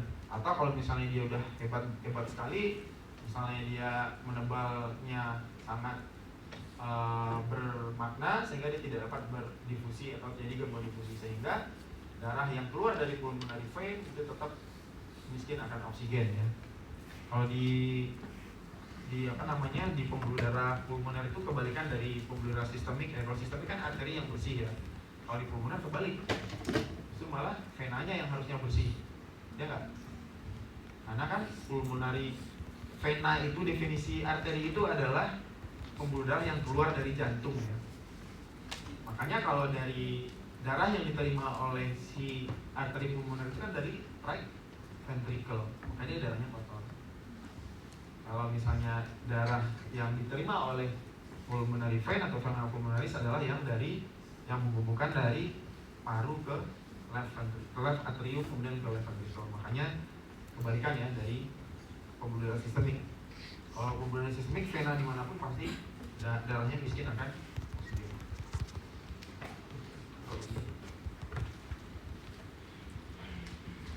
Sini ya jaraknya ini. Oke, ini tadi sudah kita bahas di depan tadi. Nah, sekarang kita lihat ini sudah disinggung terkenal juga tadi ya, AA rasio atau kita kenal juga dengan istilah AADO2. Di mana AAD2 ini kalau misalnya kondisi normal, tadi nilainya besar apa tinggi? Besar apa tinggi? Kecil ya, berarti nggak ngantuk. Oke, jadi nilainya kecil ya atau rendah. Kenapa? Karena dia tadi nilainya lapisannya tadi tipis kan, seperti dokter Nanda bilang, oksigen itu tidak kayak orang jalan biasa aja gitu. Nah, ibaratnya kita memberikan selampu tipis, akan ada perpindahan atau difusi gas apabila ada perbedaan tekanan kan. Kalau tekanan sama ada yang berpindah nggak? Nggak. Kira-kira oksigen itu berpindah dari alveolar ke kapiler atau kapiler ke alveolar? Alveolar ke kapiler. Nah, makanya kita istilah dengan A besar ini adalah tekanan parsial oksigen di alveolar, sedangkan A kecil ini adalah tekanan oksigen di arteriol atau kapilernya ini. Nah, kalau pada kondisi normal, dia itu nilainya kecil, selisihnya.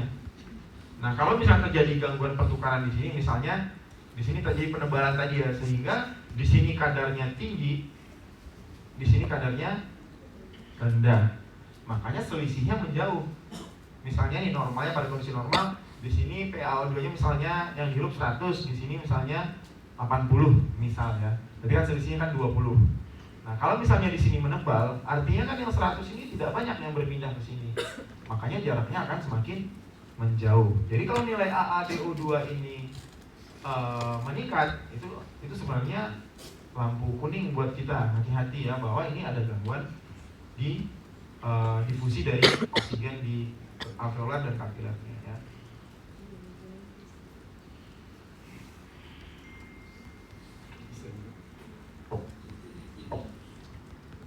Nah, ini manifestasi klinis yang bisa kita lihat kalau pasien dengan respiratory failure tadi ya. Bisa dia sakit berat, ya, otot-otot bantu nafasnya kita lihat ya, baik interkostal, supra klavikulanya. Kemudian pasien itu akan cenderung lebih suka untuk duduk ya, dibandingkan kita suruh telentang, nggak kuat pasiennya kayak orang tenggelam ya. Biasanya pasien itu langsung responnya pasti akan duduk atau posisi erect ya. Kemudian kalau kita tanya gitu, kita anamnesis, jawabnya satu-satu. Itu menandakan semakin dia susah menjawab pertanyaan kita, itu menandakan juga derajat berat serangan dari berat dari respiratory failure ya. Kemudian tentunya kelihatan cyanosis, kalau kita cek alat ya saturasi oksigennya turun ya dengan menggunakan alat penggunaan SpO2 saturasi ya. Kemudian pancuran simpatisnya akan meningkat, dia akan takipnu, takikardi, ya mungkin dia akan berkeringat juga ya, bisa karena mencukupi kebutuhan oksigen.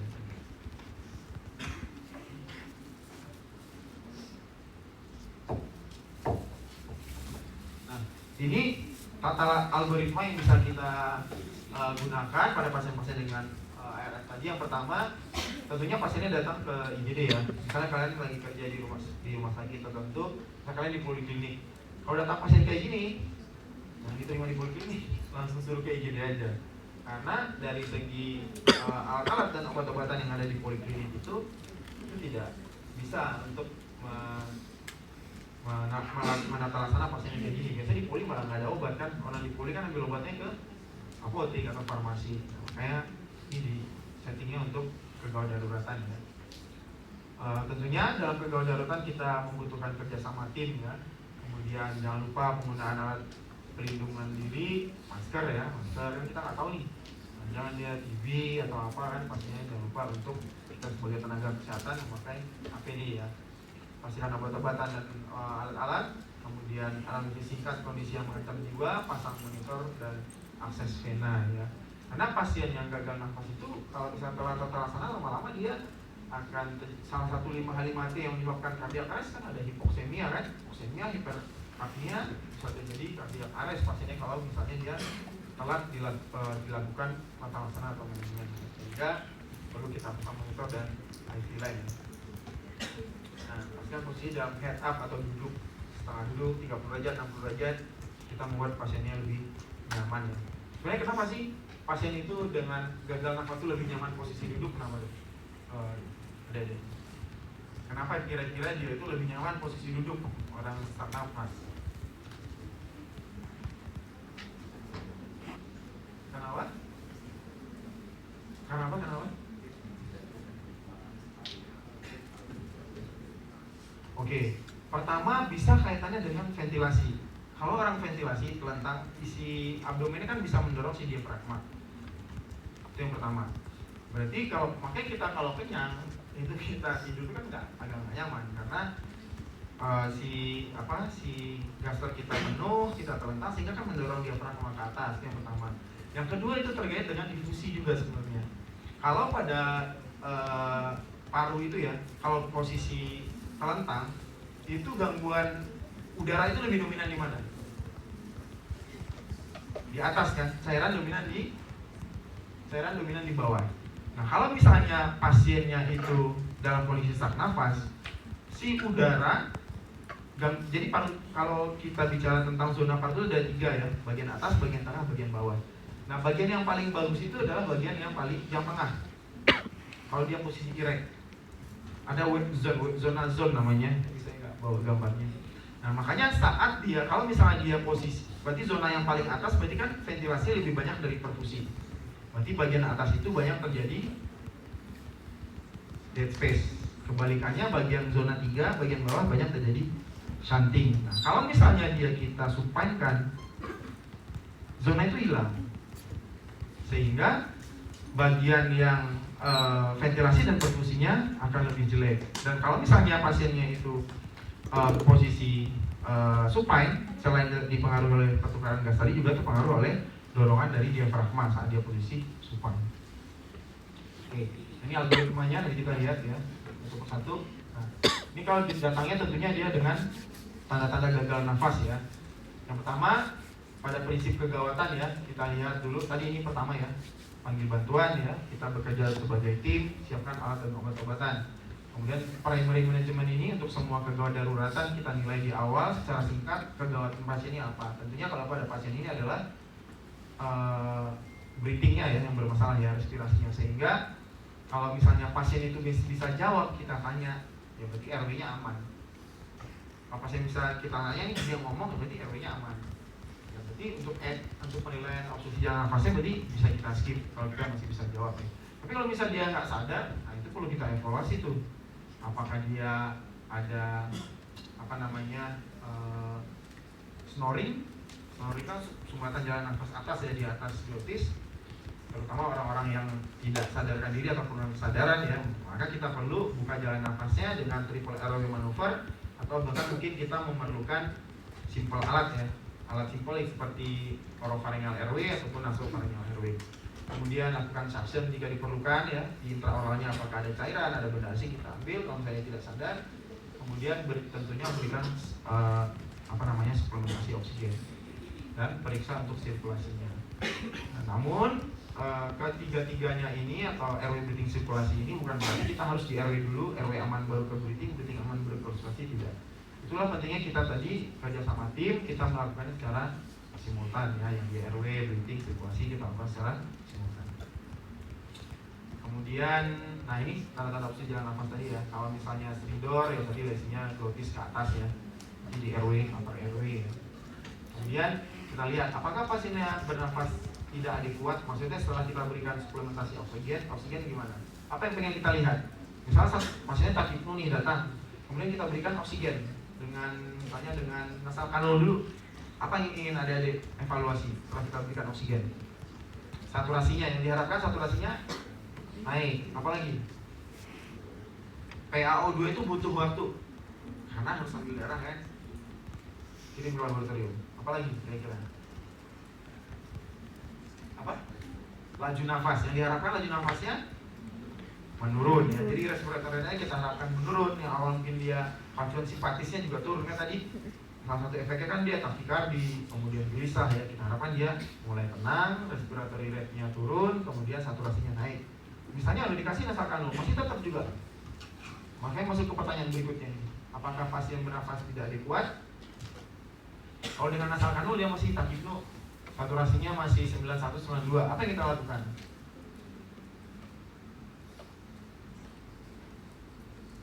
Apa yang dilakukan? Ya? Berikan apa? Berikan apa? NRM. Oke, kita menggunakan device di mana device tersebut yang bisa memberikan fraksi oksigen yang lebih tinggi. Nah, misalnya nih, udah yang paling tinggi yang punya kita rumah sakit kita punya adalah misalnya NRM. Masih tetap juga saturasi masih 94. Oke lah, misalnya saturasinya 96 97. Udah tercapai belum kira-kira? Sudah. Tapi respiratory rate-nya masih 40 sampai 45. Pasien masih gelisah. Artinya itu sudah tercukupi atau belum? Belum. Ya, kalau misalnya jadi kita tidak bisa hanya menilai dari kadar saturasi ya. Kalau kita lihat dia masih takipno, kan tadi sepakat kan apa yang dievaluasi? Pertama, saturasi, respiratory rate. Kemudian pasiennya jadi lebih tenang, atau misalnya dia takikardinya jadi hilang. Nah, kalau dia masih cuma hanya saturasi yang membaik, respiratory rate masih di atas 30, artinya dia belum adekuat. Nah, berarti dia masuk ke langkah berikutnya ya. Tapi kalau misalnya dia sudah cukup, kita cukup oksigenasi, monitoring dan evaluasi. Kalau misalnya sudah membaik ya, saturasinya naik, pasiennya lebih tenang dan respiratory rate-nya turun.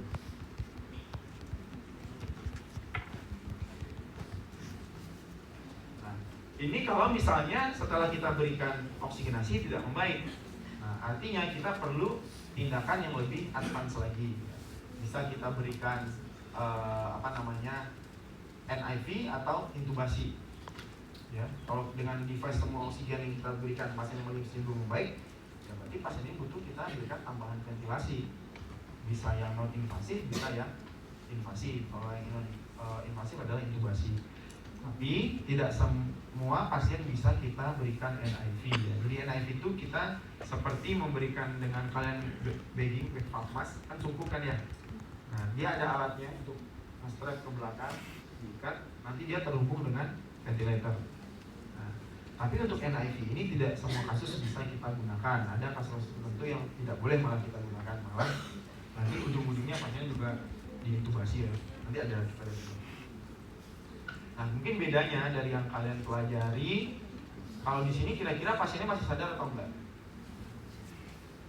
Bisa sadar, bisa enggak ya? Kalau yang kalian pelajari tentang terkait intubasi, kan pasien-pasiennya semuanya crash intubation ya. Pada pasien-pasien yang misalkan cardiac arrest, yang tidak respon nyeri sehingga tidak memerlukan obat-obatan. Nah, kalau nanti saat kalian klinis nanti atau di koas nanti, itu kan kita di anestesi, nanti kita akan paparkan dengan bagaimana cara kita melakukan tata laksana jalan nafas atau intubasi pada pasien yang sehat dulu ya, belajar yang sehat dulu. Misalnya di kamar operasi kan, kalau di hospital kan intubasi tuh yang memerlukan intubasi. Nah, nanti baru di gawat darurat, bisa di ICU atau di IGD nanti akan dipaparkan terkait dengan bagaimana intubasi pada pasien kritis ya.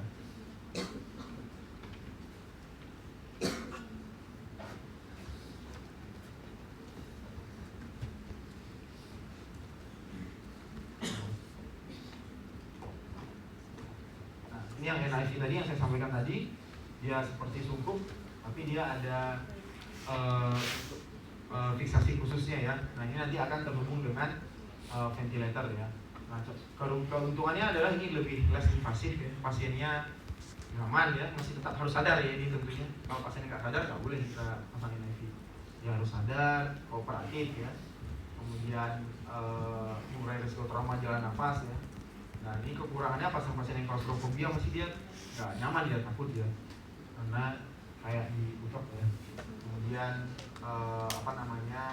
dapat terjadi distensi blaster, kemudian tidak bisa melakukan suction ya, karena pasiennya kan masih sadar kalau pasien BNF.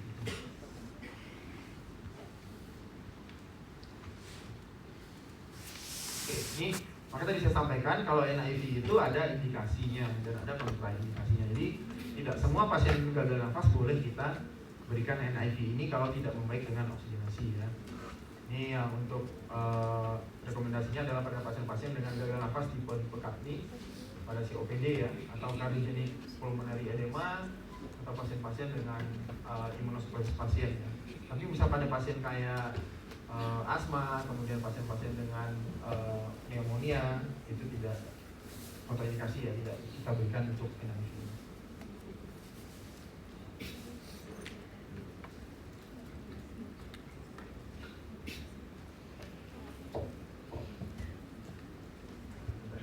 Indikasinya pada pasien tidak kooperatif ya, ini kan tentunya pasien kooperatif. Kalau tidak kooperatif kan dia nggak sadar, atau misalnya dia sadar tapi gelisah, itu juga nggak bisa kita berikan NIV ini, karena nanti akan geser-geser, sedikit pergeseran dia akan bocor-bocor sehingga ventilasinya tidak adekuat ya. Sudah terlihat sekresi lendir berlebihan di pasien yang hipersalivasi nggak bisa karena nanti akan teraspirasi untuk lendir-lendirnya ya. Ini untuk airway, untuk intubasi, ini adalah pada kondisi sebenarnya ini masih yang pasien yang tidak respon dengan nyeri ya, atau yang crash intubation, ini yang biasa kalian lakukan. Kemudian kalau misalnya pasiennya itu masih sadar, berarti kan dia apakah dia tidak respon? Tidak, artinya kan dia masih sadar ya. Berarti kita lakukan asesmen jalan nafas dulu. Nah ini penting nih, kalau kita mau melakukan suatu intubasi pada pasien sadar, kita harus menilai jalan nafasnya dulu. Karena nanti kita akan membuat pasien itu tidak sadar. Kalau kita mau intubasi pada yang non crash intubation, misalnya pada pasien sesak nafas atau pada pasien trauma ya yang perlu kita intubasi, kita itu prinsipnya harus membuat dia tidak sadar dulu, karena di laryngoscopy itu kan ngeri sekali. Apalagi pas masukin ET-nya itu kalau dia tidak terbius atau tidak tidur dalam akan batuk-batuk pasiennya.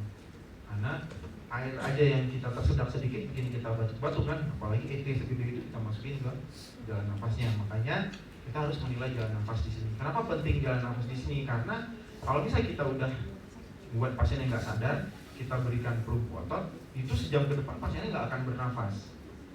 Nah bayangkan kalau misalnya pasiennya obesitas gede ya, kemudian leher pendek, kemudian ada mentohioidnya misalnya pendek, lebih anterior, atau buka mulutnya ternyata cuma satu jari, gimana mau intubasi?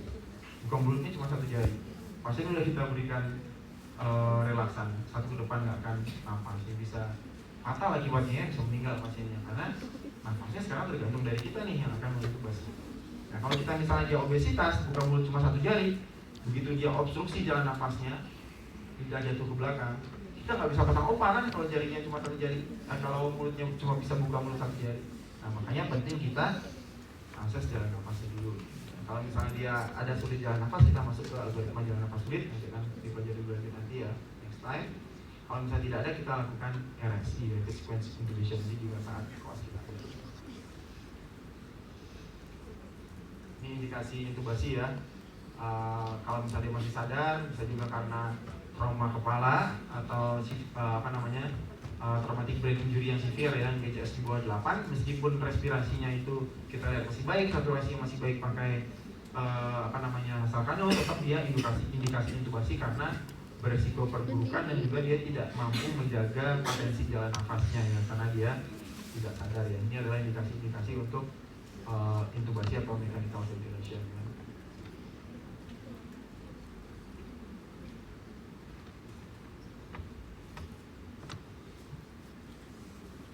Nah ini untuk terapi oksigen. Nah, saya singgung sedikit. Terapi oksigen itu kita berikan sesuai dengan kebutuhan, kemudian monitoring ventilasi dan oksigenasi secara ketat. Ini nama alatnya yang paling simpel adalah nasal kanul ya, ini simple mask. Kalau simple mask itu dia tidak ada reservoir bagnya. Ini adalah yang kalau bentuknya kayak gini, ini bisa rebreathing mask, bisa non rebreathing mask yang ada kantongnya atau reservoir bagnya. Bedanya ada yang tahu gimana antara rebreathing mask sama non rebreathing mask? Ada yang tahu bedanya di mana? Ya, kenapa? setahu saya dok, kalau misalnya yang rebreathing mask itu udah kita ekspirasi itu bisa terhirup kembali. Tapi kalau non rebreathing mask setelah kita ekspirasi itu udah nggak akan terhirup kembali. Jadi ada, kalau misalnya rebreathing mask, mungkin ada sebagian udara yang kita ekspirasikan itu akan terhirup kembali karena dia tidak ada katupnya. Jadi di sini ada katup ya. Ini kurang jelas ya.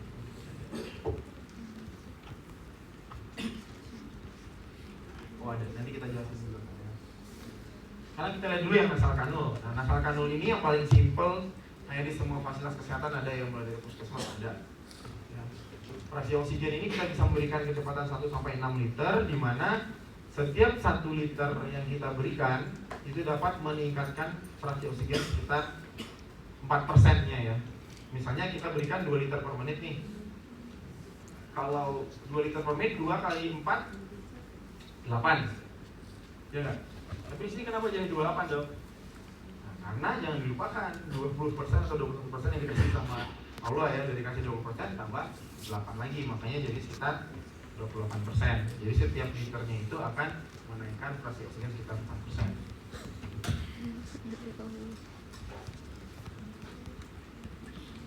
Nah ini sekarang ya, suku buka sederhana tadi ya, tidak ada reservoir back-nya, bisa memberikan di aliran yang kita berikan 5 sampai 6 itu dapat memberikan 30 sampai 45%, untuk 6 sampai 10 liter per menit dapat memberikan fraksi oksigen 35 sampai 55%.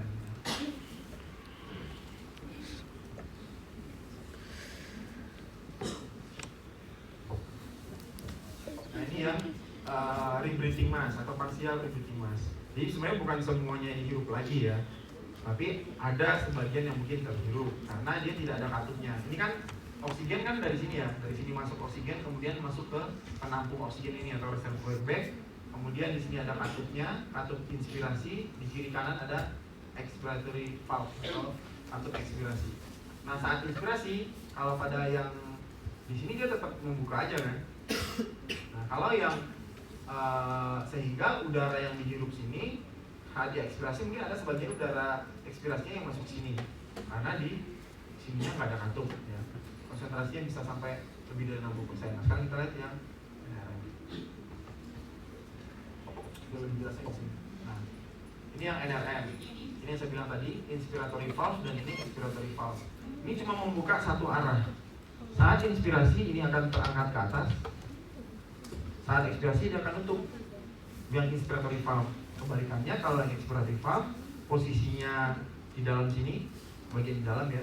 Saat inspirasi dia akan menutup, saat ekspirasi dia akan membuka, sehingga udara ekspirasinya keluarnya ke sini. Tidak ada udara ekspirasi yang masuk ke sini. Nah dia prinsipnya satu arah. Nah ini bisa hingga 60 sampai 80% ya kalau kita menggunakan NRM ini. Ini yang paling tinggi bisa kita gunakan. Sampai saat waktu COVID itu ada alat baru yang kita gunakan adalah yang HFNC, high flow nasal cannula ya. Itu yang bisa lebih tinggi memberikan fraksi oksigen dibandingkan dengan NRM ini. Selain memberikan oksigen berfraksi yang tinggi, juga dapat memberikan tekanan ya di akhir ekspirasi. Oke. Nah setelah kita tadi tata laksana kegawat daruratannya, misalnya setelah kita intubasi, barulah kita lihat tadi yang analisa gas darahnya tadi. Karena pada prinsipnya laboratorium itu butuh waktu ya. Kita tata laksana dulu nih kegawatannya. Nah setelah pasien datang, kita pasang infus, kita cek labnya, kita tata laksana, baru kita lihat pasienku masuk yang mana nih, gagal nafas tipe yang mana. Kalau misalnya gagal nafas tipe hipoksemia ya, tipe 1 ya, berarti gejalanya ini tadi dengan PaO2 nya kecil dari 60 ya. Kalau tipe 2 PCO2 nya lebih dari 45. Nah, bisa juga ada gagal nafas tipe lain-lain ya.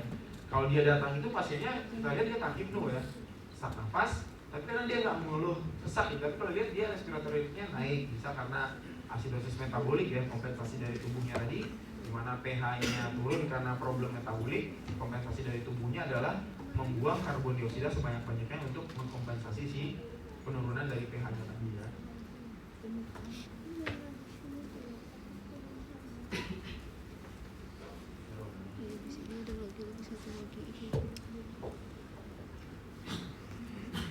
Ini pendekatan tata laksana pada pasien gagal nafas tipe 1, tadi sudah disampaikan Dr. Nanda juga ya. Kemungkinannya ini ada 5 ini. Yang pertama, memang problemnya adalah fraksi oksigen yang dihirupnya itu rendah. Yang kedua adalah bisa terjadi karena hipoventilasi, bisa karena shunting atau dead space ya, gangguan vacuum mixed banyak. Kemudian gangguan difusi dan kandungan di mix venanya juga. Nah, ini untuk algoritmanya, cara kita lihat, kalau misalnya kita temukan di analisa gas darah PaO2-nya itu rendah, berikutnya yang kita lihat adalah PaCO2-nya.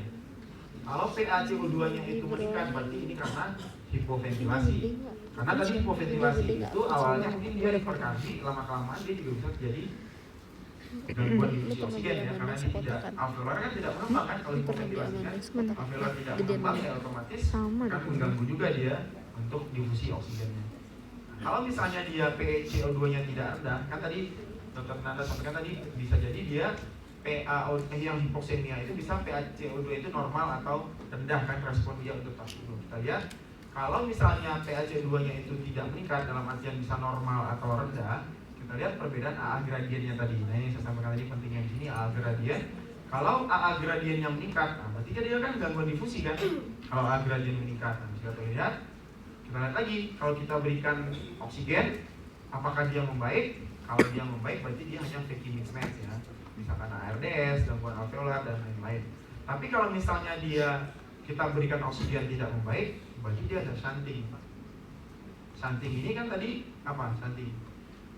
Berarti kan shunting itu adalah ventilasinya baik, tidak adekuat, tapi perfusinya baik. Ini kalau dia misalnya tidak membaik apabila kita berikan oksigen ya, makanya kemungkinan adalah shunting kardiak, bisa jadi paru atau penyakit berat. Kemudian kalau misalnya tadi membaik dengan diberikan oksigen, maka kita lihat yang berikutnya adalah tekanan parsial di oksigen di venanya. Kalau misalnya dia normal, berarti bisa jadi karena hanya imbalance dari oksigen demand dan oksigen supply ya. Oke, ini untuk yang gagal nafas tipe 1. Sekarang kita lihat untuk yang gagal nafas tipe 2. Ini tadi sudah disampaikan Dr. Nanda juga, bahwa pernafasan itu banyak kemungkinannya. Bisa karena di sentralnya, karena dia pengaruh opioid, keracunan dan lain-lain ya. Bisa karena di nervus pengantaran untuk si otot-otot pernafasannya yang terganggu. Misalnya pada kondisi yang gangguan pernafasan itu misalnya karena kerusakan dari nerve-nya, misalnya karena cedera cervical misalnya ya, bisa tinggi C3-5 sehingga mengganggu dari fungsi dari diafragmanya tadi. Kemudian bisa juga karena memang neuromuskulernya yang terganggu, misalnya ada myasthenia gravis, sindrom, kemudian bisa juga karena karena kelemahan dari otot-otot pernafasannya karena miopati. Nah, ini adalah hal-hal yang dapat mengganggu, termasuk juga kondisi dari rongga toraksnya. Ya, rongga toraks yang restriktif, misalnya pada pasien-pasien yang misalnya sebelumnya dia luka bakar di area dada, misalnya itu akan mengganggu juga untuk pengembangan dadanya.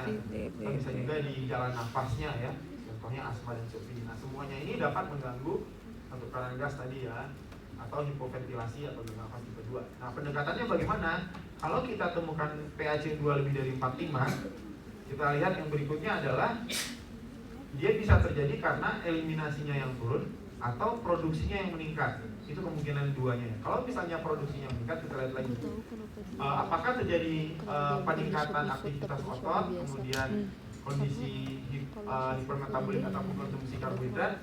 Kalau misalnya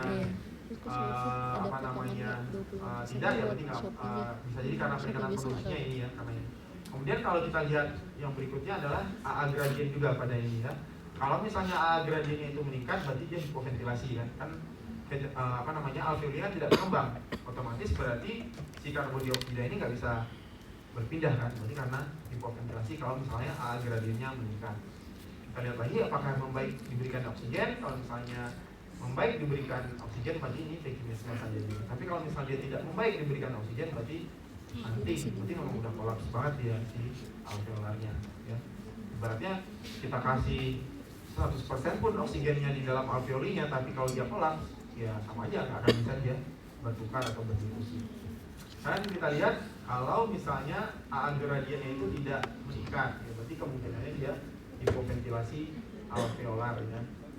Kemudian kita lihat kapasitas ototnya untuk menghasilkan tekanan inspirasi. Kalau misalnya dia terjadi penurunan, berarti memang gangguan dari neuromuskularnya ya, kemampuan dari otot-otot bantu nafasnya untuk melakukan ventilasi yang ada kuat. Karena pada prinsipnya tadi yang pernapasan posisi yang aktif itu adalah yang inspirasi ya. Kalau ekspirasi itu dia bersifat pasif. Itu perasaan. Ini udah selesai. Oh ya, ini beberapa kondisi ya bisa kita lihat bentuk-bentuk gagal nafas. Contohnya ini bisa dibaca nanti ya. Misalnya pneumotoraks. Nah tentunya kalau pneumotoraks itu kaitannya nanti ada yang simpel, ada yang tension ya. Yang mengancam nyawa itu adalah yang tension ini ya, karena dia butuh segera ditata laksana. Nah contohnya misalnya pada pasien-pasien yang pneumotoraks, tentunya kita dari anamnesis kita bisa dapatkan adanya trauma, atau misalnya dia dulu ada riwayat penyakit paru yang kronis ya, misalnya TB ya, itu bisa menyebabkan pneumotoraks ya. Nah tanda vitalnya apa? Tentunya kalau pneumotoraks saluran nafasnya menjauh ya, karena parunya kolaps, karena ruangan di pleuranya, intrapleuranya terisi oleh udara ya, sehingga nafasnya jadi turun ya. Kemudian dari chest X-ray-nya tentunya gambarannya akan jadi lebih lucens ya di sisi yang pneumotoraks. Kemudian yang lain juga bisa sesak nafas juga karena kelebihan cairan ya, ini bisa kita lihat nih.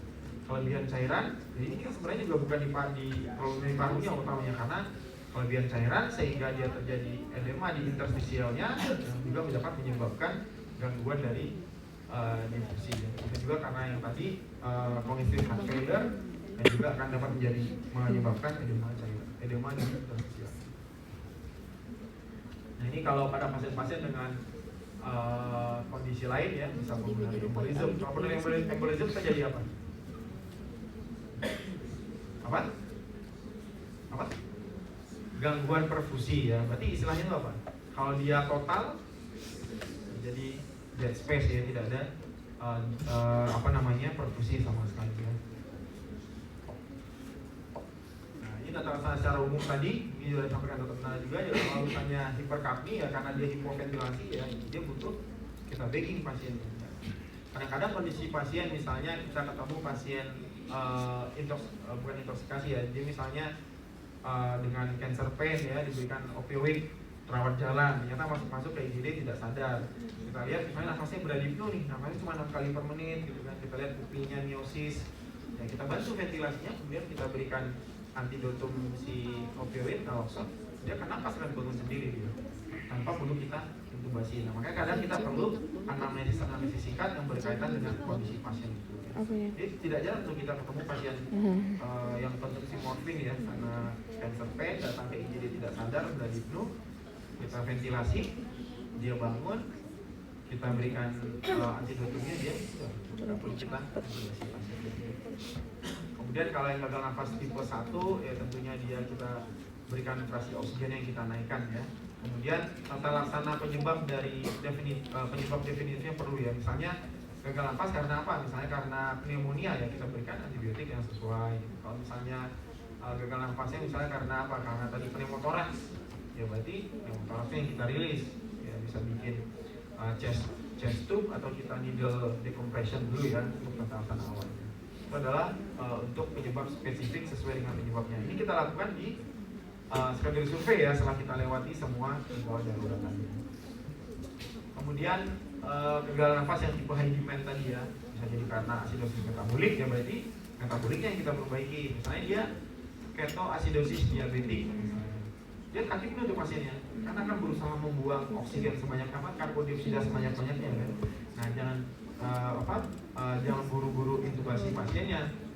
Dia itu sebenarnya mungkin parunya bersih, kita periksakan parunya bersih, nggak ada ronki, nggak ada wheezing, tapi kalau dia takipno ternyata asidosisnya karena metaboliknya. Jadi yang kita koreksi utama itu adalah penyebabnya itu ya, metaboliknya.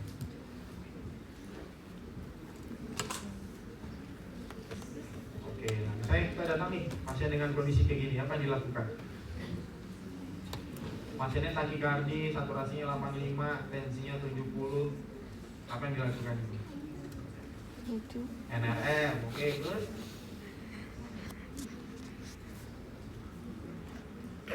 ini yang terganggu komponen mana dari delivery oksigen tadi? dua-duanya bisa terganggu kan? Dia hipotensi, kemudian saturasinya cuma segini kan? Cardiac outputnya terganggu, antara oksigen kontennya juga terganggu. Jadi itu yang penting kita pahami tadi seperti yang kita. Oke, mungkin itu saja yang saya dapat saya sampaikan. Mudah-mudahan bermanfaat. Jika ada yang mau didiskusikan, mungkin bisa kita diskusikan. Kami persilakan. Silakan. Ada dok, udah cukup. Itu ada yang nanya nih. Nggak ada. Oke, baik, terima kasih. Saya izin bertanya dokter, kemarin ada lecture tentang dyspnea. Katanya salah satu farmakological terapinya adalah opioid. Dyspnea, sesak nafas. Ya, sesak nafas dokter. Salah satu farmakological terapinya katanya opioid. Nah, tapi dari penjelasan tadi opioid bisa menyebabkan respiratory failure, gagal nafas, hiperkapnia misalnya karena hipoventilasi sentral. Nah, jadi sebenarnya bagaimana penggunaan opioid ini secara indikasi maupun caranya untuk manajemen dyspnea? Terima kasih dokter. Tanya yang bagus ya. Tapi mungkin saya perlu konfirmasi dulu. Itu dyspnea pada apa yang dibaca itu? Ada?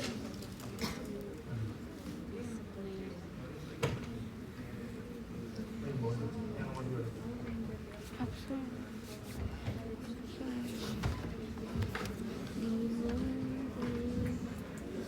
Oh, oke, baik.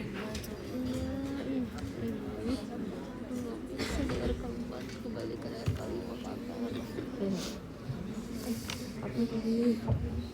Hilang dong kok masih nggak sampai. Oh sampai.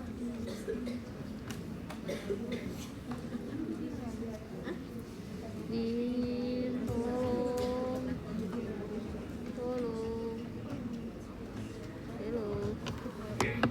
Kalau misalnya opioid, dan kita ketahui bahwa opioid itu dia memiliki beberapa reseptor. Ada reseptor mu, reseptor mu1, mu2, kemudian ada reseptor kappa.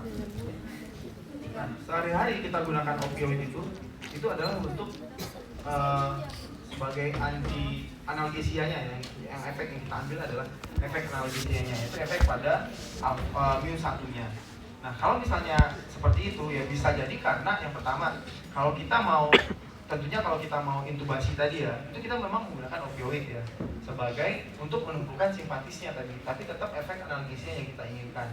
Nah, makanya saya tanya tadi, ini konsep dyspnea itu dyspnea dalam hal apa? Kalau misalnya dyspnea misalnya karena trauma fraktur kosta, itu bisa menjadi tata laksana. Karena yang bikin dia tachypnea dan gak nyaman itu karena nyerinya, sehingga dia malas bernafas. Pada pasien trauma ya, trauma toraks, jadi multiple fraktur kosta, itu kita berikan opioid tujuannya untuk menghilangkan nyerinya. Sehingga karena kalau pasien yang multiple trauma kosta itu dia akan biasanya gagal nafasnya cenderung awalnya hipoventilasi. Karena kalau dia narik nafas dalam, ketarik kan, sehingga di situ kita berikan opioid. Tapi kalau misalnya tadi tata laksana dyspnea secara umum, saya pribadi belum pernah menemukan. Kecuali kita menggunakannya sebagai misalnya memfasilitasi intubasi, kemudian tadi kalau misalnya dia trauma di kosta multiple sehingga dia kalau narik nafas dalam dia menjadi nyeri, maka kita berikan itu usaha-usaha yang bisa kita berikan. Tapi kalau kita balik lagi ya, tapi mungkin konteksnya berbeda ya yang diberikan dokter itu. Makanya saya bertanya dulu tadi kasus ini konteksnya apa. Kalau misalnya dyspnea secara umum kita berikan opioid malah berbahaya ya.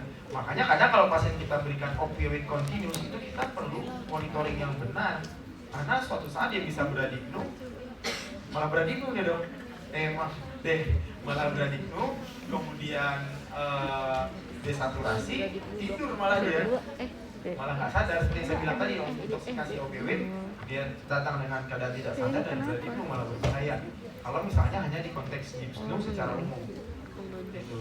Saya kan nggak bisa jelas tahu itu konteks dyspnea pada kondisi apa.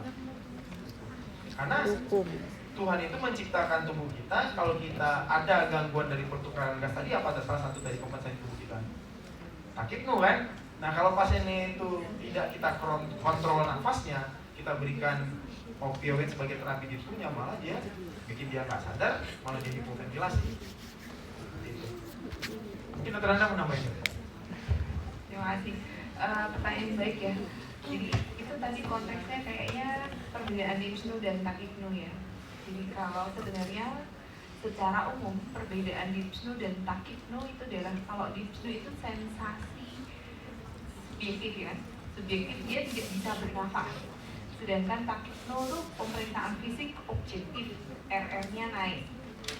Nah kembali seperti yang sudah dijelaskan Dr. Arif tadi bahwa sebenarnya kan kalau kita mau menterapi pasien ini, pasiennya mau diterapi apa, kita treatment underlying cause-nya.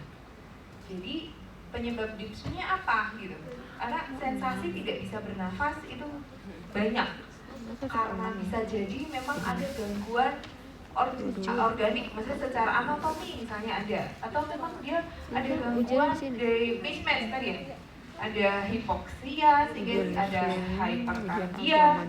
Nah tergantung penyebabnya. Kalau penyebabnya itu tadi sudah hipoventilasi ya kita nggak kasih opioid. Kalau gangguannya hiperkardia ya kita nggak kasih opioid.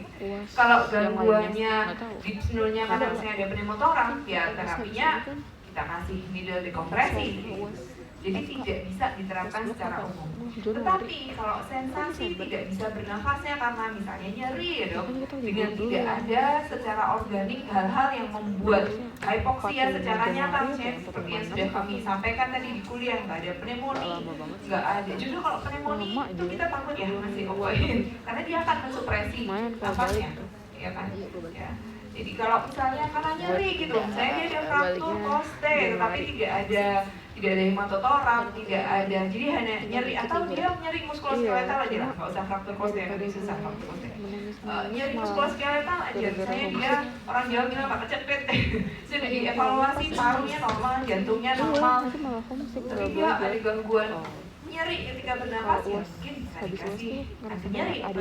Jadi sebelum memberikan terapi, saya hanya menyampaikan prinsipnya. Dia harus tahu cara kerja obat, tadi sudah disampaikan Dr. Arif, dan kemudian kita mau mentarget apa di disease.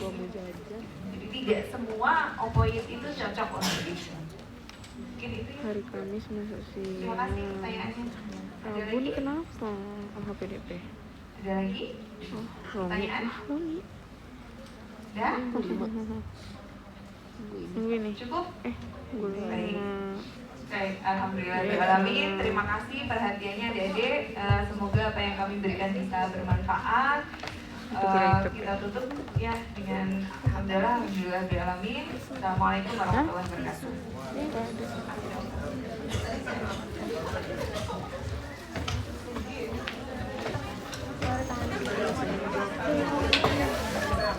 Gak apa kalau Dimas pakai kaki juga gak apa-apa. Rame banget tapi